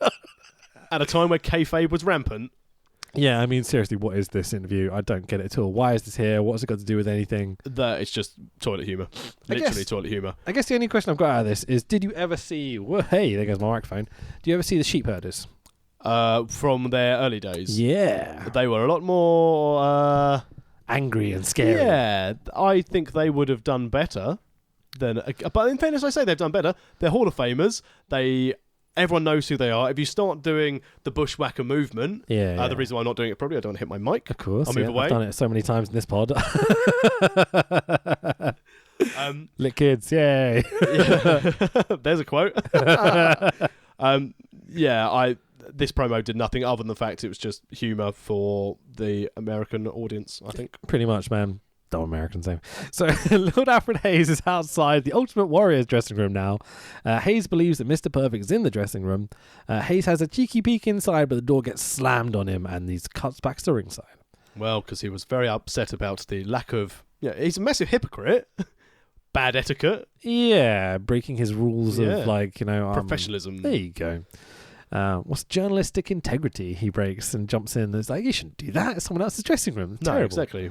But these douchebags with their own dressing rooms, aren't they meant to get all changed in the locker room together? Isn't that the mentality of pro wrestling? Not when your main event stars. Hey, Brock. We're at Wembley, for fuck's sake. Probably got a few spare dressing rooms, I'd imagine, but who knows. So, next up, we've got Crush versus the Repo Man. This was on your show, right? Yeah, good stuff. I mean, who doesn't love Crush's entrance music? I haven't got that loaded up, unfortunately. Shout at the devil. Exactly. After the Super Quiz Cup, that's all I can think of now when I hear that. Yeah, this is a complete rip-off of Motley Crue Shout at the Devil, if you didn't know. And it's great to have Repo The Repo Man. Oh, So, this nostalgia match... pop for me for Repo, man. That's fucking great, isn't it? So this match was not broadcast on the UK pay-per-view, weirdly, because I don't think we understand what a Repo Man is. Okay, we don't really have those here. I mean, we probably do now, but they're called something else, I imagine. It's a very American term, Repo Man. A debt enforcer. There you go. Debt collector is probably the best way to put it, but whatever. Not Dog the Bounty Hunter. No, we don't really have those here. I wish we did. have a legal system that works. So, but this was broadcast in the US pay-per-view on the Monday afterwards, so it's what it is. This match was on my VHS, though, which is a bit of a weird one. Because if it wasn't broadcast in the UK stuff, why is it on the VHS? Bonus feature. Yeah, pretty much, man. It's in order. Like, you know, it's really like nighttime as well for this match, was where the lights start to kick in. It starts to become more dramatic looking. Which is fine, because Crush's outfit just fills the stadium with light. The purple and orange with the yellow. It's like, Face Crush. Holy never. neon, mate. Face Crush has never been a good thing for me. As a kid, I remember thinking he could be like potential next big star. Because he's so over, he's so big, the music's amazing, you know. But as an adult, you watch his back and you're like, Fake Hawaiian. Was he a fake Hawaiian? Yeah, to start with. Really? Was he not a real Hawaiian? Who knows? I don't know. Bryan Adams? Yeah, Bryan Adams is his name. Yeah. I don't know. So Heel Crush was definitely better when he had the face paint, wearing the black, going against Savage and the Falls Count Anywhere. Man, that was a good feud. Bit beyond my time, mate. Like, I didn't really see much of really? that. Yeah, like there's a big skip of my wrestling. Like 92, 93 I kind of watched. Then I didn't really do anything until we got cable in 97. Okay. And so there's like a good 5-year gap there where I just didn't know what was happening. And I've watched a lot of it back over the years, like with the network and such. But it's one of my one of my many childhood memories, but one of the really few poignant points. Crush and Savage had a Falls Count Anywhere match. Nice. And Savage tied Crush up. You had to pin them and get back to the ring. Then there was a count of 10. And basically, he tied Crush's legs up, pinned him, and then used a pulley and hung Crush upside down and ran back to the ring. No shit, I didn't know that. Amazing. Amazing, man. That's pretty cool. So, Crush and Repo Man. Former Demolition tag team champs. Yeah. They had a match. Yeah. Well, they were both in Demolition at one time. So it's crazy to see these two guys and these new gimmicks. Not even referencing Demolition or anything, because I don't think we're meant to know that Repo Man was... No, well, to be fair, I didn't... Smash, whichever. And I didn't realise till probably about 10 years ago that Repo Man was one of Demolition. It took me a while to put 2 and 2 together. As a kid, I had no idea, obviously. No. I didn't really know who Demolition were, because I didn't really watch much. I was so excited when I got the Hasbro Repo Man action figure, though. Nice, great. So Crush's power mullet is fucking gorgeous, and obviously with the purple and orange underneath, like this is just amazing early 90s kind of gimmick work. It looks like he's on spring break. Woo! So the head crushing gesture is really over with the crowd. Like they're all doing this as Crush is coming to the ring. I quite like the gimmick, man. I've always liked this. Like that's his finish, like the Iron Claw with the Von Erichs or something, you know? Like the head crushing giant dude. Something different. Yeah, it works for me. Crush essentially squashes Repo Man in the match. Vince and Heenan are talking more about whose corner Mr. Perfect will be in than the actual match that's happening in front of them. Crush crushes Repo Head's... Repo Head? I can't say that. That's hard to say. Love a bit of Repo Head. I wrote this sentence going, I better get that right when I say it. I fucked it up. Repo Head. Da, da, da, da. So Crush crushes Repo Man's head. The ref stops the match and your winner is Crush. Not even a pinfall or a submission or anything. The ref's just like, nah, you've had enough. See you later. He does a weird thing with his tongue after the match, Crush. Kind of goes like, I can't do it. But I don't know how he does it. He rolls his tongue like backwards. I'm so glad again that we've got video. People want to come back and watch the Beverly's entrance. You want to come back and see Rich's face there doing his Crush impression. I mean, that's what he does. Watch it back. It's weird, man. He doesn't look disabled as I do doing it. But like, you know, it's something. It's like The Rock's eyebrow or something. It's like it's a habit that he keeps getting into almost. Yeah, but at least people would try and do the people's eyebrow in the stadium. Can you imagine 80,000 people going? Well, maybe it's 92 after all. But So I mean, this is a trash match. It's just a filler before our first main event of the evening, if you will. Yeah, this was rest break. Yeah, which is why they were putting over the main event on commentary. Let's sell some popcorn and maybe some merch outside. And maybe a foam hand. Yeah, exactly. They sold a lot of those fucking things. Quick, we've got all these Hulk Hogan banners we need to shift. Quick, let's let everyone knows he's not here. How long have we gone so far? Can you see? Oh, I've not got it up. Don't worry. So Mean Gene's backstage introduces the video package for the next match. you can tell this is a big deal with Mean Gene introducing a video package. It's a very long video package here. Really long. But it's clear and shows all the important bits and really gets over the storyline of Macho and Flair and Perfect and Warrior and who's corners and who, and no one likes each other. So basically, Flair and Perfect don't get on with either of Macho or Warrior.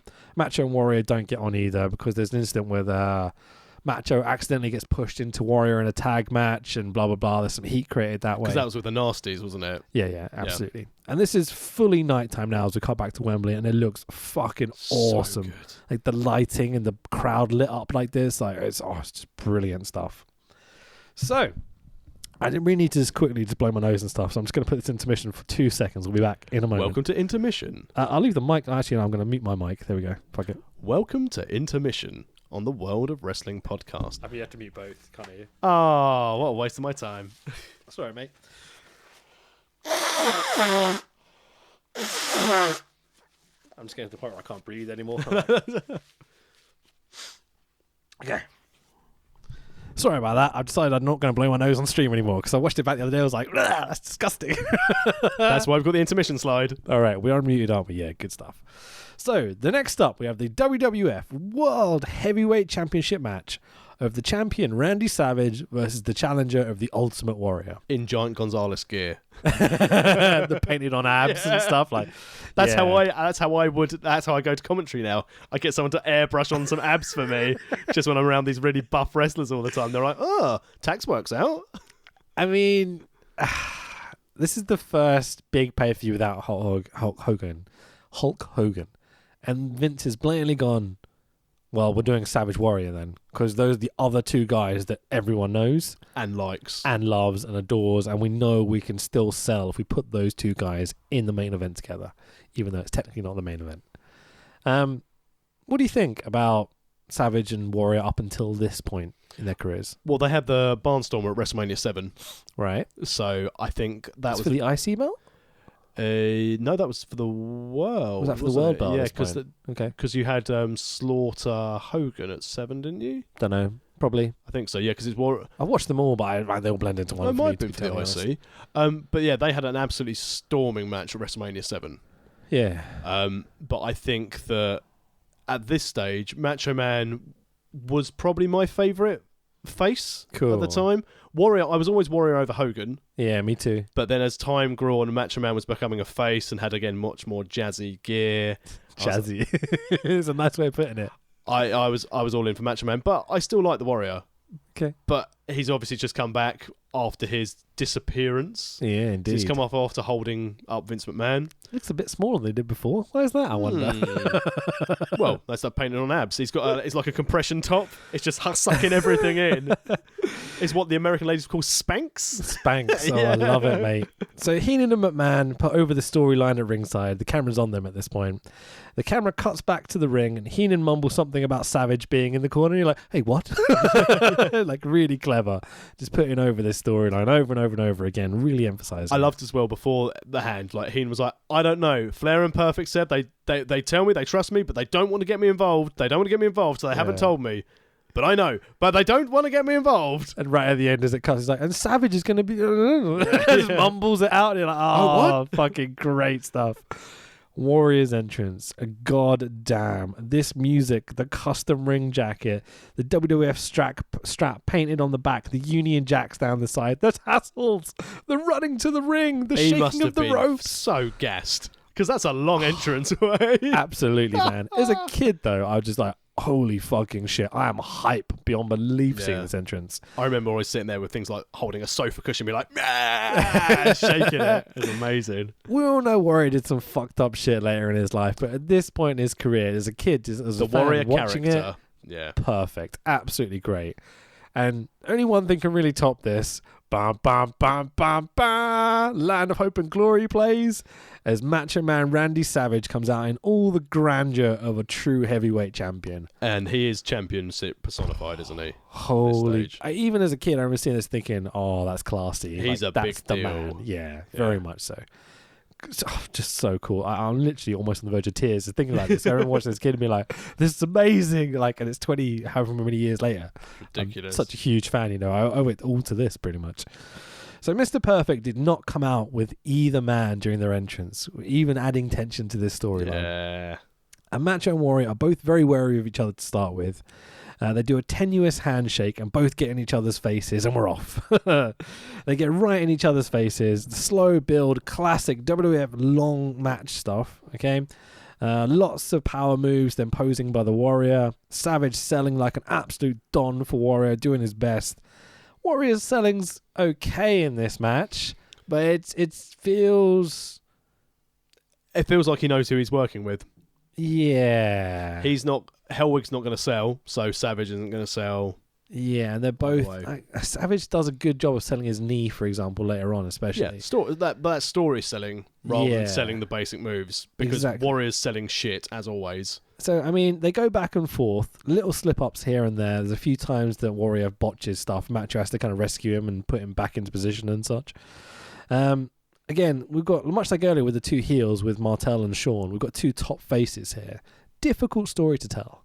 Yeah, I mean, the crowd, you could tell it was a split. It was a 50-50 split. I mean, a lot of cheers for both, but... I'd say Savage starts to become more the heel as the match goes on. Yeah. But the storyline keeps them both strong, very, very face. Yeah. And it feels like they've supplemented the two matches where they haven't got a heels face dynamic with clever storytelling. Yeah, and I think, again, as you said in the Martel HBK match, a lot of that was down to Sherry. Yeah. And I think a lot, Savage is going to be there leading the way, but having people like Hennig and Flair to get involved, and Warrior was there. Could you have a better cast of people in this match? Like, it's what Warrior's involvement was, wear pink face paint. Yeah. Yeah, all right, Jim. You crack on. I think you're doing a little disservice. Grown-ups are talking. It is what it is. As a kid, right, I hated this match. Oh, really? Absolutely detested it. It's very slow, and it's like, come on, can we just get to Bulldog and Brett, please? Yeah. Like, all I wanted to see was Bulldog, because he's the British dude in the main event, you know? It's a 7-year-old. Like, it's the Bisping effect. Yeah, it really is. Like, that's a nice way of putting it. But as an adult, I can really, really appreciate this match. The storytelling's top notch, and like, probably one of the longest Warrior matches ever. Oh, it has to be. It's like half an hour 28 plus. minutes. It's 28 minutes. Bell to bell. But with entrances and such as well, like you're talking 35, 30, 40 minutes. When we were watching this on the stream, they came out and I was like, there's still 2 hours of the show left. Yeah. Bloody hell. It felt very long, very slow as a kid, but you can see why. They have the crowd eating out the palm of their hands the whole time. And it gives it this big kind of epic feel being this long as well. Yeah. So, I mean, about 15 minutes into the match, Warrior's face paint is coming off, but not around his eyes. He's still got like black around his eyes. Looks like Dee Snider from Twisted Sister. I think it's fucking brilliant with the 80s rock star perm as well. Or someone's punched him in the eyes. Well, yeah, that's it. Macho takes control for the majority of the next part of the match. As a kid, I assumed Macho was the bad guy. I think it's because, you know, you have the shine and you have the heat, obviously, you know. So Macho Man taking the heat here and doing all this stuff and being the dominant guy, I think implied to me as a kid, knowing wrestling a little bit, that Macho was going to be the guy that turned. Yeah. I don't know if you felt this way. I just saw it again that from as a kid, I was just like, oh, it's just so good. Yeah. Two of my favourites having a fight to see who is the best, but it doesn't matter because we all win. Yeah. And now, very much so. And now seeing it's a case of, well, there's no other way they could have done it because Warrior couldn't have carried this part to carry the story. Oh, definitely. Imagine anyone else in this match with Warrior. This is nowhere near this caliber of match. As you said, Savage is doing the legwork. The whole success of this match was down to the storytelling. Yeah. And Warrior is a suitable, not seller, but he absorbs attacks quite well to allow other people to tell a story. I can put that. So Macho can't get Warrior up for a suplex and starts to sell his back, leading to Warrior taking over for the next 15 minutes in the match. So this is literally 50-50 booked when it's just the two of them constantly. They're both reluctant to sell for each other. They're both reluctant to look weak in any way, shape or form, but it adds to the tension, I think, in the match and really works. Warrior kind of sells his neck, but not sure I've ever seen Warrior sell, so I don't know what he's doing. Warrior's sell was pretty much this. Oh, my neck. Oh, it's bad. And then, like any true professional to sell that injury, click, click. Oh, it's better. Exactly. Everyone's neck injuries, who carries a neck injury knows that's how you fix the neck. Oh, miraculously, I'm repaired. Thinking Gary Wolf at this point, trying to crick his neck back in when it's broken. You're like, fucking hell, man. So, a whole bunch of cool spots, and Savage is stopping Warrior from getting counted out. He brings him back in the ring to literally stop the count out. And here come Ric Flair and Mr. Perfect down to ringside. Perfect trips Savage up behind the referee's back, and Savage is like, hey, you did it for the money. Yeah, exactly. And that's where the story layers really start coming in here. It's so well told. Starts to get very complicated. And I tried to keep this as clean as possible. We're not calling any of the spots and just talking about the storyline here, right? So, Heenan and McMahon put over strong that Perfect is in Warrior's corner because he's tripped Savage. Warrior does a choke bomb to Savage, then throws Savage down on his back, and his neck hits the fucking bottom turnbuckle. Because this is Warrior, that was actually meant to be just a short arm clothesline. El Hebner is down, ref bump. So we get Macho hits a beastly looking pile driver on Warrior. Perfect in the ring to help Warrior get back to his feet as Savage is down trying to get the ref up. Then Perfect holds Warrior's arms behind his back as Flair jumps in the ring, sucker punches Warrior with the knuckles. The knuckle dusters, sorry. Heenan puts over that Perfect and Flair are working with Savage now, and you're like, oh, they've drawn us in. They've drawn us in. Savage hits the Macho elbow drop for the Hebner slow count because he's recovering for the 1, 2, and Vince McMahon does the classic no, and you're like, oh, really good sell. Ultimate Warrior hulks up now, stealing Hogan's gimmick. So every time Savage punches him, he's like, in my notes, he Warriors up. Warriors up. There you go. That's a good way of putting it. Warrior hits all his signature stuff, goes for the finish, hits one rope, hits the other rope. Perfect tries to trip him, but just missed. But Warrior looks back and is like, hey, what the fuck? Goes to hit the other ropes. Flair smashes a steel chair across Warrior's back. And we're like, oh, I love this match so much. At this point, the lead up to this is like, I could take or leave, to be totally honest, but this storytelling's so good. Savage back to his feet, sees Warrior is down, starts to question it. Looks to Flair, looks to Perfect. It's like, did you do this? Like the selling from Macho at this point, fucking hell, man. Very happy it's Macho in this scenario, not Warrior. Yeah, definitely. Can you imagine Warrior trying to sell this? Who did what? He'd be like, I do this, you come here. Did you put the plane into a nosedive, Ric Flair? Yeah, fucking A. So Macho and Perfect have an altercation. Savage goes up top, looks at Warrior, looks at Flair, looks back down at Warrior, dead in the ring, turns to Flair, goes to axe handle him. Savage leaps off the top rope towards Flair. Flair waffles Savage with the steel chair. Referee eventually counts out Macho Man Randy Savage for the 10 count, leading to Ultimate Warrior winning this match via count out. And I remember being so disappointed about that as a kid. But the second the bell rings, Perfect and Flair start picking apart Macho's knee. They demolish this dude in a vicious attack. As a kid, I remember being genuinely terrified of Flair and Perfect at this point because they're brutal. They do all sorts of stuff that people don't do today, where they like wrap the knee in between their legs and kind of kneel down on it and such. I'd love to see people do that more. Yeah, some really cool shit in this moment. So Warrior then with the steel chair in hand chases Flair and Perfect to the back, and it gets announced that still WWF World Heavyweight Champion, the Macho Man Randy Savage, gets kind of a few boos and a bit of confusion and stuff from the crowd, but Warrior grabs the strap, picks up Macho, puts the strap over his shoulder. Both guys celebrate as Ultimate Warrior's music plays because he's won the match technically, but Savage is still the champ. Yeah, Macho's selling his knee like crazy because Flair and Perfect have destroyed it. But setting up for a figure four at a later date. All sequential storyline telling. Fantastic. Fantastic selling by Savage. Great work by Flair and Perfect. And Warrior was there. Indeed, yeah. So Warrior gets fired about 2 or 3 months later, I believe, after this. Yeah. And so this is probably the greatest Ultimate Warrior match ever, I'd say.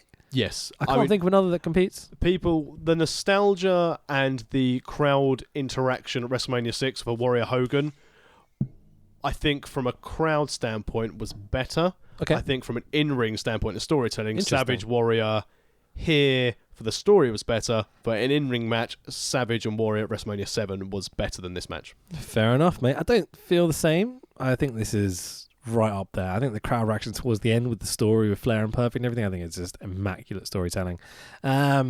again, I can understand why there's not a clean finish here, but it'd be nice to have one. Pay-per-view in it. Exactly. WWF at this keep time both as your well. guys strong. This is a Dusty finish if ever I saw a Dusty finish, even though Dusty's nowhere to be seen. But like, you know what I mean? So we cut. What do you think of the match in general? Really good. Yeah? Really good main event. But again, wouldn't have been able to end the card like that. No, definitely not. So Mean Gene's backstage with Perfect and Flair. Bit of a pre-tape here because they don't look very sweaty or like they've done anything. The hair's all perfect shape and such. I really wish Ric Flair had taken the wrong gear to Wembley. Hang on, weren't you just wearing... Turns up in the blue or something, you know. But they put over that Plan B is in full effect and that there is a deal in place, and the deal is between Flair and Perfect, not between these two guys. It's just like, yeah, really, really good. Flair is in full shouty mode, wants the shot. Or shot, title shot, you know. I want a shot! I want the title shot! Oh, I love the way he says it, but it's great. So, next up after this, we get Kamala with Harvey Whippleman and Kim Chi. And a bit of closet racism on commentary. Absolutely, versus The Undertaker with Paul Bearer. Fink sarcastically introduces Whippleman in the ring. Whippleman gets really angry about it and threatens to knock Fink out immediately. I'm like, okay, fair enough, boys. So, let's talk about this Kamala gimmick. How racist is the Kamala gimmick? I mean, the Kamala gimmick's not great. It's how Harvey Whippleman's introduction from it for him. What does he say? From deepest, darkest Africa. Yeah, it's not great, is it? My neck's gone, sorry. I always liked the appearance and the cracked it. visual of Kamala. Oh, well, that's Warrior's neck injury fixed. Yeah, but I had to crack my neck. It felt fucking great. I always liked the appearance of Kamala, again, for something different. Right. I thought the ring music was not great. Especially now. I liked his ceremonial headdress / mask. I like that. Very, very cool.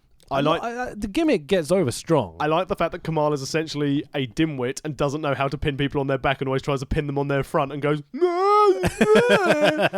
basically crushes facial expression again. Yeah, if they weren't doing the whole he's a black fella from deepest, darkest Africa, the jungles of whatever, you know, like if they weren't going that far, it'd be quite a fun, interesting gimmick, but it just feels so just of the time, I guess, the horrible with a well-known manager as a safari man, Kimchi. Do you know who it was under the mask? No? No, me neither. Is it Doink? I wondered if we knew. I tried to remember, but I didn't have time to look it up. Doesn't matter.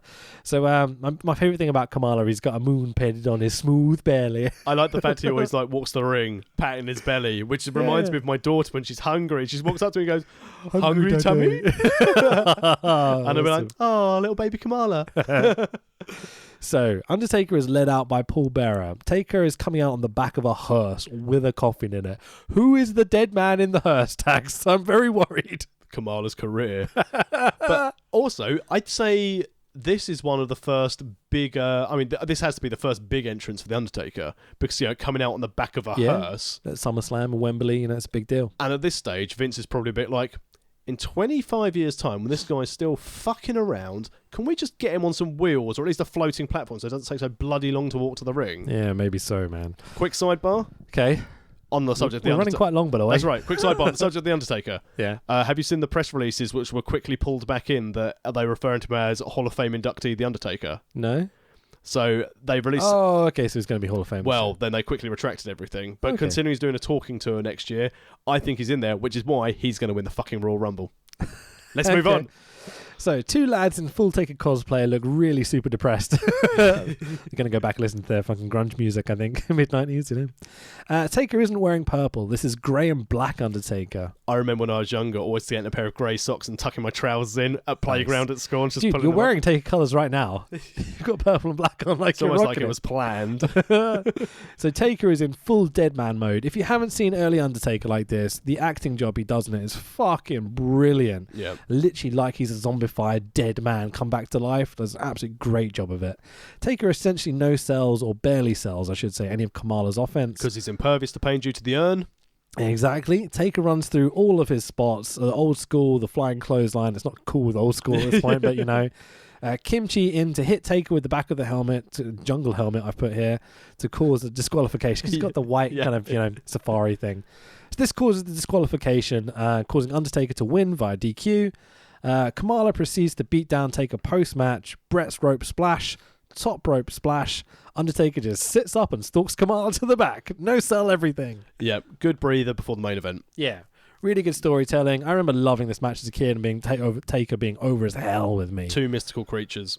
Yeah. Very good. Face Taker as well. Yeah. This is the beginning of his face run, really. Well, this was after the Jake Roberts turn, helping Savage out. That's quite a clever decision because this is typically a heel character, really. Yeah. You know? But yeah, absolutely great. There's a big network edit in this point, which is I remember it vividly. As soon as it cut to the Taker standing in different positions, I was like, oh, what did they cut out? There's a moment where Taker just chokes Kamala on the floor, which is not in the network version, so you can understand why. But considering the amount of choking Nails did earlier in the night, I'm like, really? You cut it for The Undertaker? Well, he's a convict. What do you expect? So, there is another match here. Did you get the Tatanka Berserker match, or is this dark? No. So there's another dark match here of the undefeated Tatanka versus the Berserker, who's doing his rip-off Bruiser Brody gimmick. Yep. But the Huss is super, super over with me. I was going to ask you to do the Tatanka sound.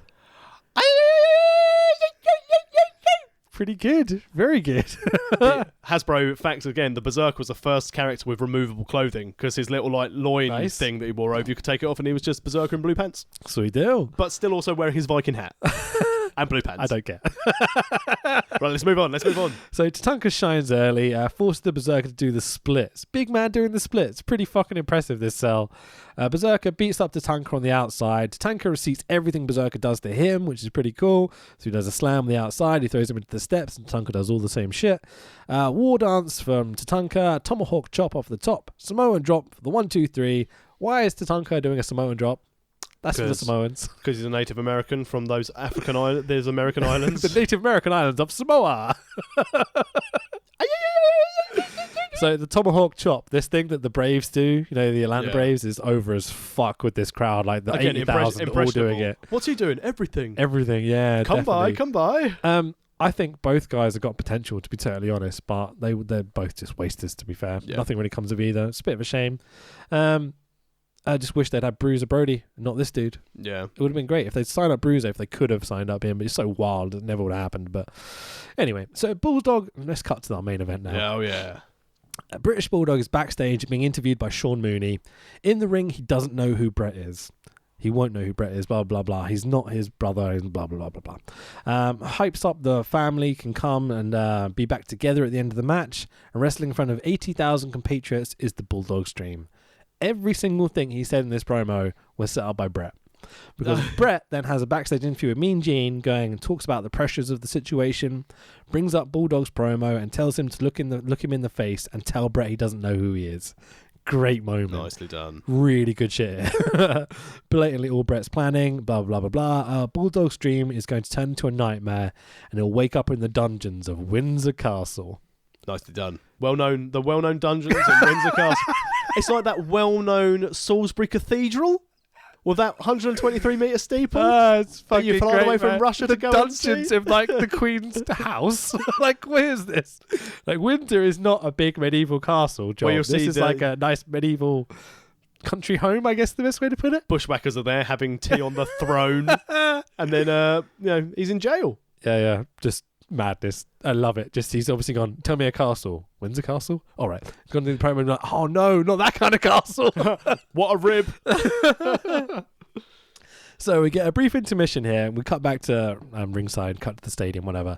Piper plays Scotland the Brave, the Irish call to arms, with bagpipes, a bunch of lovely lads from the Balmoral Highlanders. Did the Queen book this? Probably. Seems like it, doesn't it? Heenan has the classic line of, I hate hard rock. He's just like, I fucking love you, Bobby Heenan, so much. Surprisingly, Piper is really, really good at playing the bagpipes, marches in time and everything. If he's even playing them. I'm pretty sure he is. 'Cause it seems like he does the solo at the beginning, but it could be someone else doing it. But his fingers move exactly in time. Play. Yeah, maybe so, man. I've actually seen an interview where he claims that he definitely can play the bagpipes, so Wasn't see. he playing one of the trumpets in Vince McMahon's Stand Back video, which was definitely fake? No idea. So Sean Mooney does a little ringside interview with Diana Smith. She looks absolutely gormless and terrified about what's going to happen. Does an okay job of putting over the story, the rivalry, tasty suede jacket too, with tassels and stuff. Whoa. For a non-performer, she did quite well in this interview. I think she told everything quite well. Really sympathetic. Yeah. I remember as a kid being actually scared for this main event and adding this pressure and that meaning so much more than just seeing two guys go to the ring and have a match, you know? Years later, they gave birth to the man who then stole his father's name because he couldn't get over by himself, Davey Boy Smith Jr. Oh, well, I think that's harsh, but it's what it is. Yeah. So we've got our WWF Intercontinental Championship match of Bret Hart, our current champion, versus the British Bulldog. Woo-woo! So let's quickly run through Bret's shoot about this and what happened and how it happens, okay? So Bret and Bulldog had a match in the summer to prepare for SummerSlam, and it was an abortion, as Bret puts it. Badly timed, badly wrestled.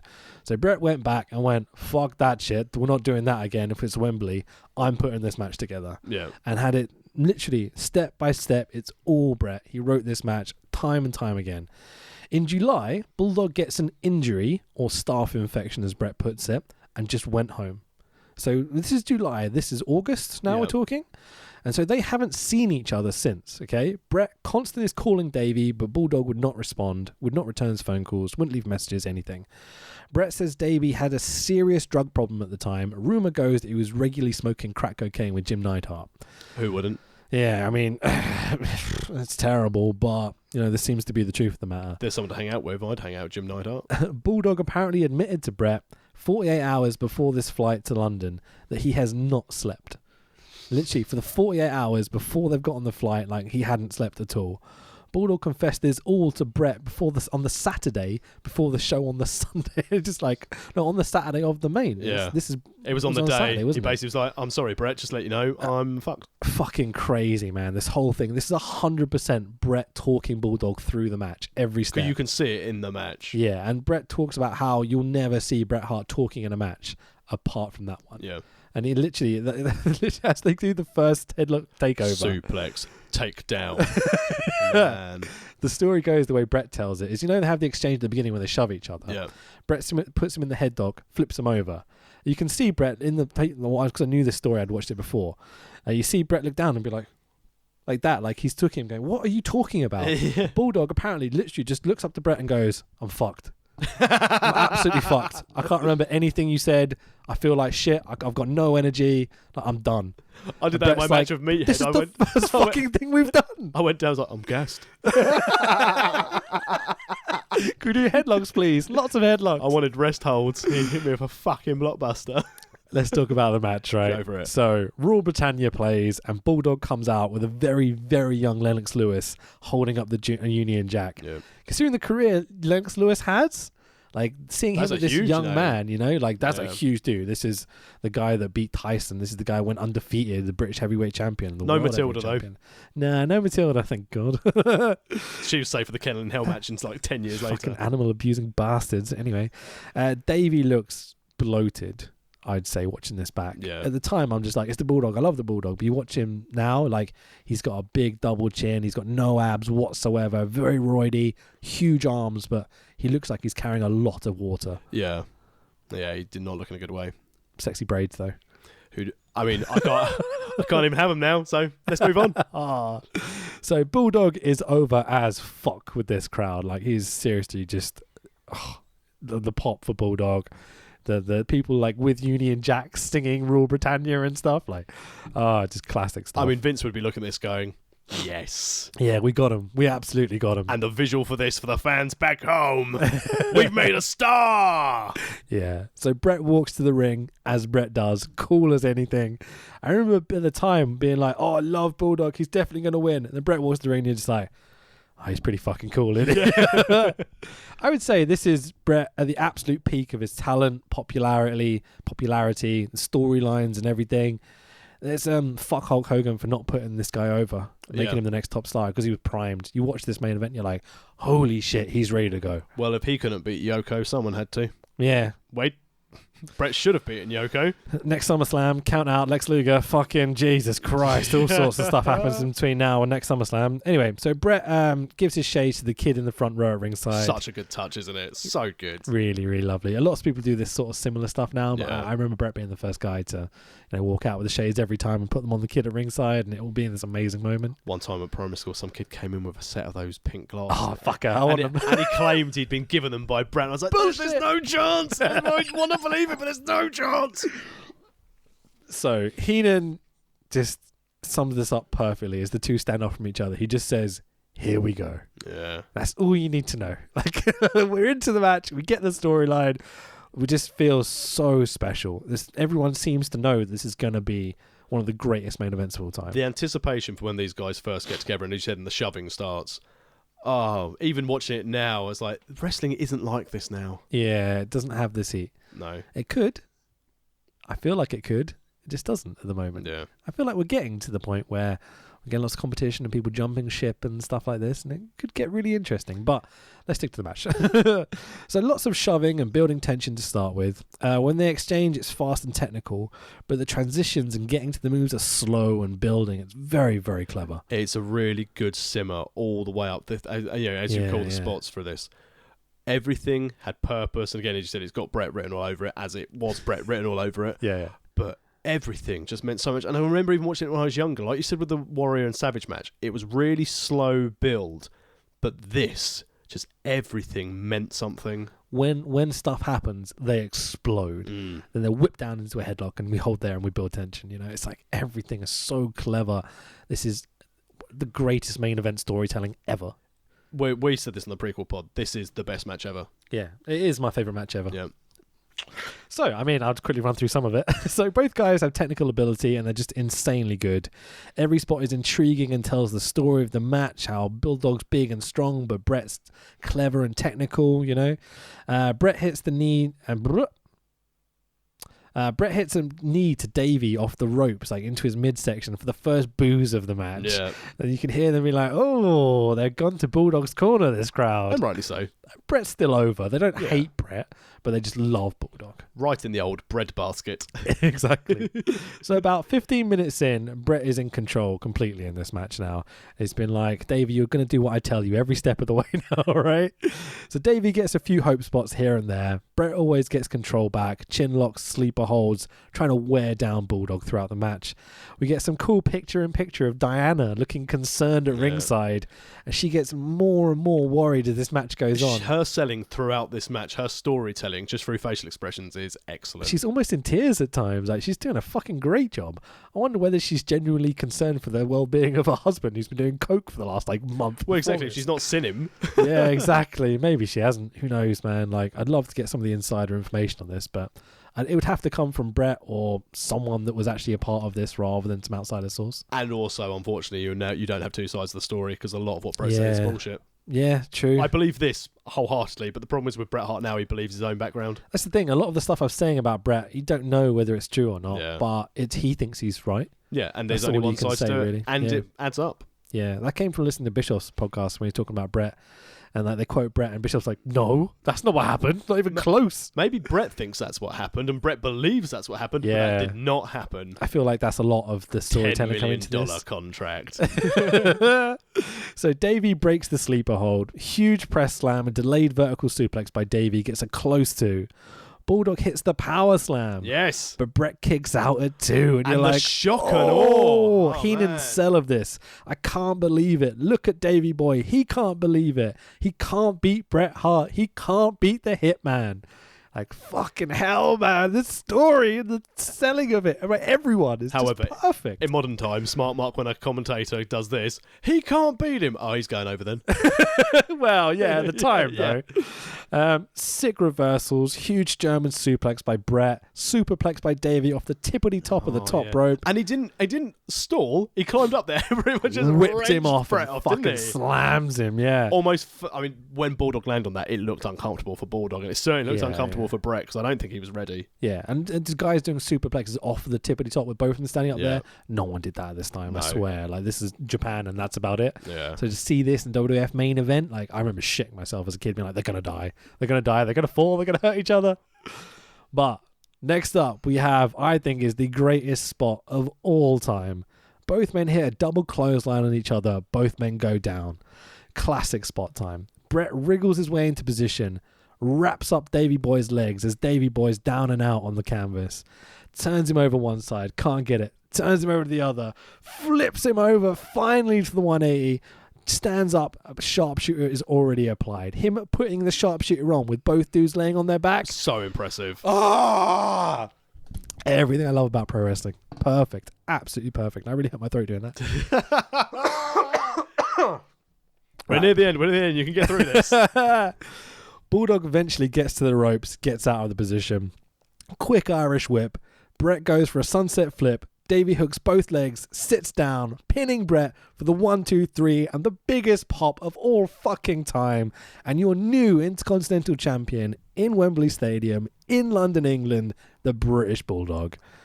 Vince puts this over as immediately on commentary as one of the greatest wrestling matches of all time has just taken place. And I can't disagree with him. No, and it's the best I'd seen. It's still the best match. It still works in today's time. Can you imagine this year's WrestleMania, if someone goes for a sunset flip and someone just sits down and gets the pin to win a belt, how people shit all over it? But if you watch this match again Such now, a good finish, yeah. it works. Because if someone's concertinaed you up and they're like 290 pounds, you're not going to kick out. You could put all the fucking kayfabe in it in the world. He's kneeling on his arms and he's putting his legs down. He can't move. They've done 2 false finishes. Yep. Bulldog hit the power slam. Bret kicks out. Bret puts Bulldog in the sharpshooter. Grabs Bulldog just gets to the ropes. Suddenly have this Irish whip and this quick fucking pin. Like, it has this air of legitimacy to the whole thing. Yeah. And like, you know, Bulldog out technicaled Bret. Yeah. You know, technically wrestled. Oh man, I fucked that sentence up. But it doesn't I'm really matter. blowing my spot at the end. You get the idea. And it's told the story perfectly. Yeah. It's it really technical is. wrestler versus technical wrestler. A couple of spots. Just enough false finishes to make sure that everyone stays strong. And the quick finish means that Bret is the drama of it all, you know. Bret doesn't lose the legitimacy, which he then moves on to the world title picture, and Bulldog gets the big win that should have catapulted him to be one of the top stars in the company. Exactly, man. So post-match, Bret and Davey tease tension, but finally shake each other's hands and hug it out. Diana into hugs all around. Pyro goes crazy.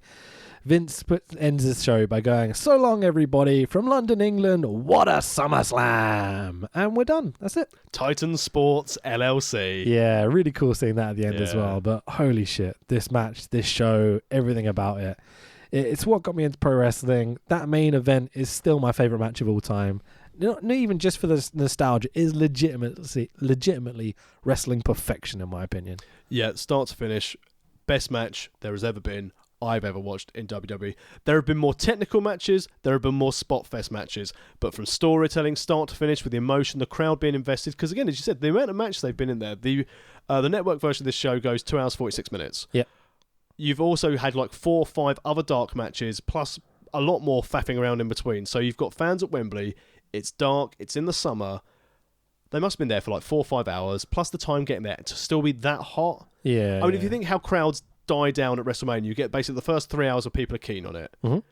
To have that UK crowd, again, as you said, it's something new, it's something good, but just a pop like that, the crowd throughout were excellent, the commentary throughout was on point, it was funny, but it also got the important stories over. Yeah. I can't say anything bad about the show other than Nails and Virgil. And there's definitely down moments, especially with the dark matches and stuff, even though most of them are really, really fun. But that's the thing, it's dark matches. Yeah, To exactly. me, again, I wouldn't have seen the dark matches. I didn't see the dark matches when I was younger, and obviously I didn't see them on the network. Yeah. I don't feel I've missed out not having the dark matches. I'd recommend the 6-man tag at the beginning. I think you'd love that.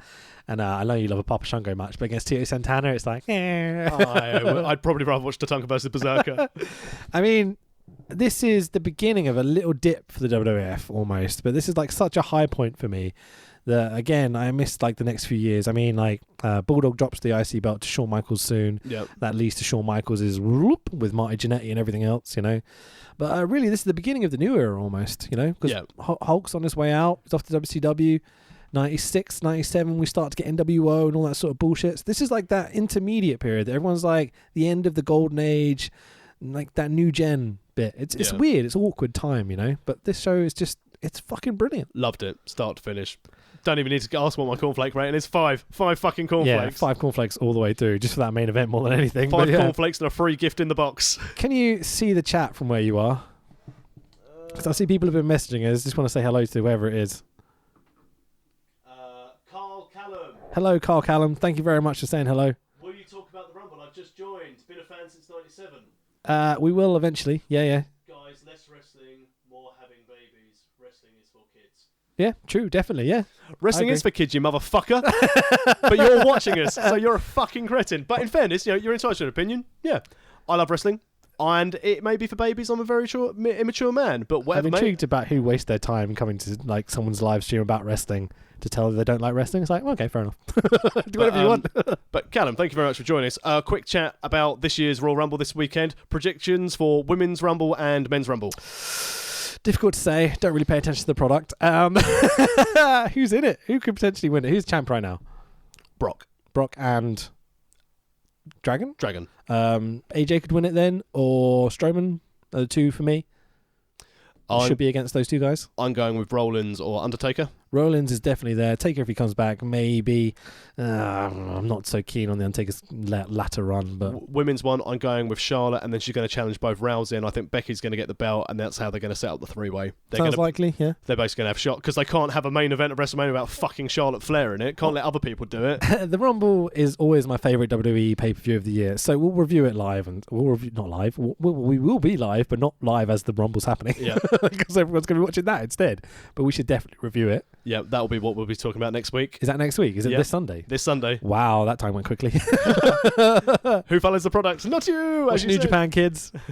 Okay. I think we haven't got time for a game. It's way too late. No. So, where can we find you on the social? Okay, so you can find... Oh, why do you say that? Because I know it annoys you so much. Mine's Rich Be Thy Name. You can find me on Instagram and Twitter. I don't really use my Instagram very much. Just follow me on Twitter is the best way. Yourself? I'm at the Tex Williams. I said this weekend I'll be at SCPW doing commentary. You can find me on Twitter and Instagram. But most importantly, follow the pod at World of Rest Pod. Yep, on Twitter. You can find us a World of Wrestling podcast on YouTube and Facebook. Subscribe on YouTube. You get a little notification when we go live. There's like some stupid bell you have to click and blah, blah, blah. You know how YouTube works, I'm sure. scpw.co.uk. Yep, for tickets for this Sunday. If you're in the southeast of England, definitely out. Check it out. Always great. Really, really fun. Family-friendly entertainment. You'll love it. Yep, and thanks for sticking us around. We'll be back next Wednesday around 5 o'clock-ish, where we'll be looking at WWE 2019, their first pay-per-view of 2019. Excellent. 27 calendar years on from this SummerSlam. Let's see if the quality is as exciting as our 5-star. Rumble! Always the best pay-per-view of the year. Cool. Cheers, guys. I would usually just put it into the outro, but fuck it. Goodbye, everyone.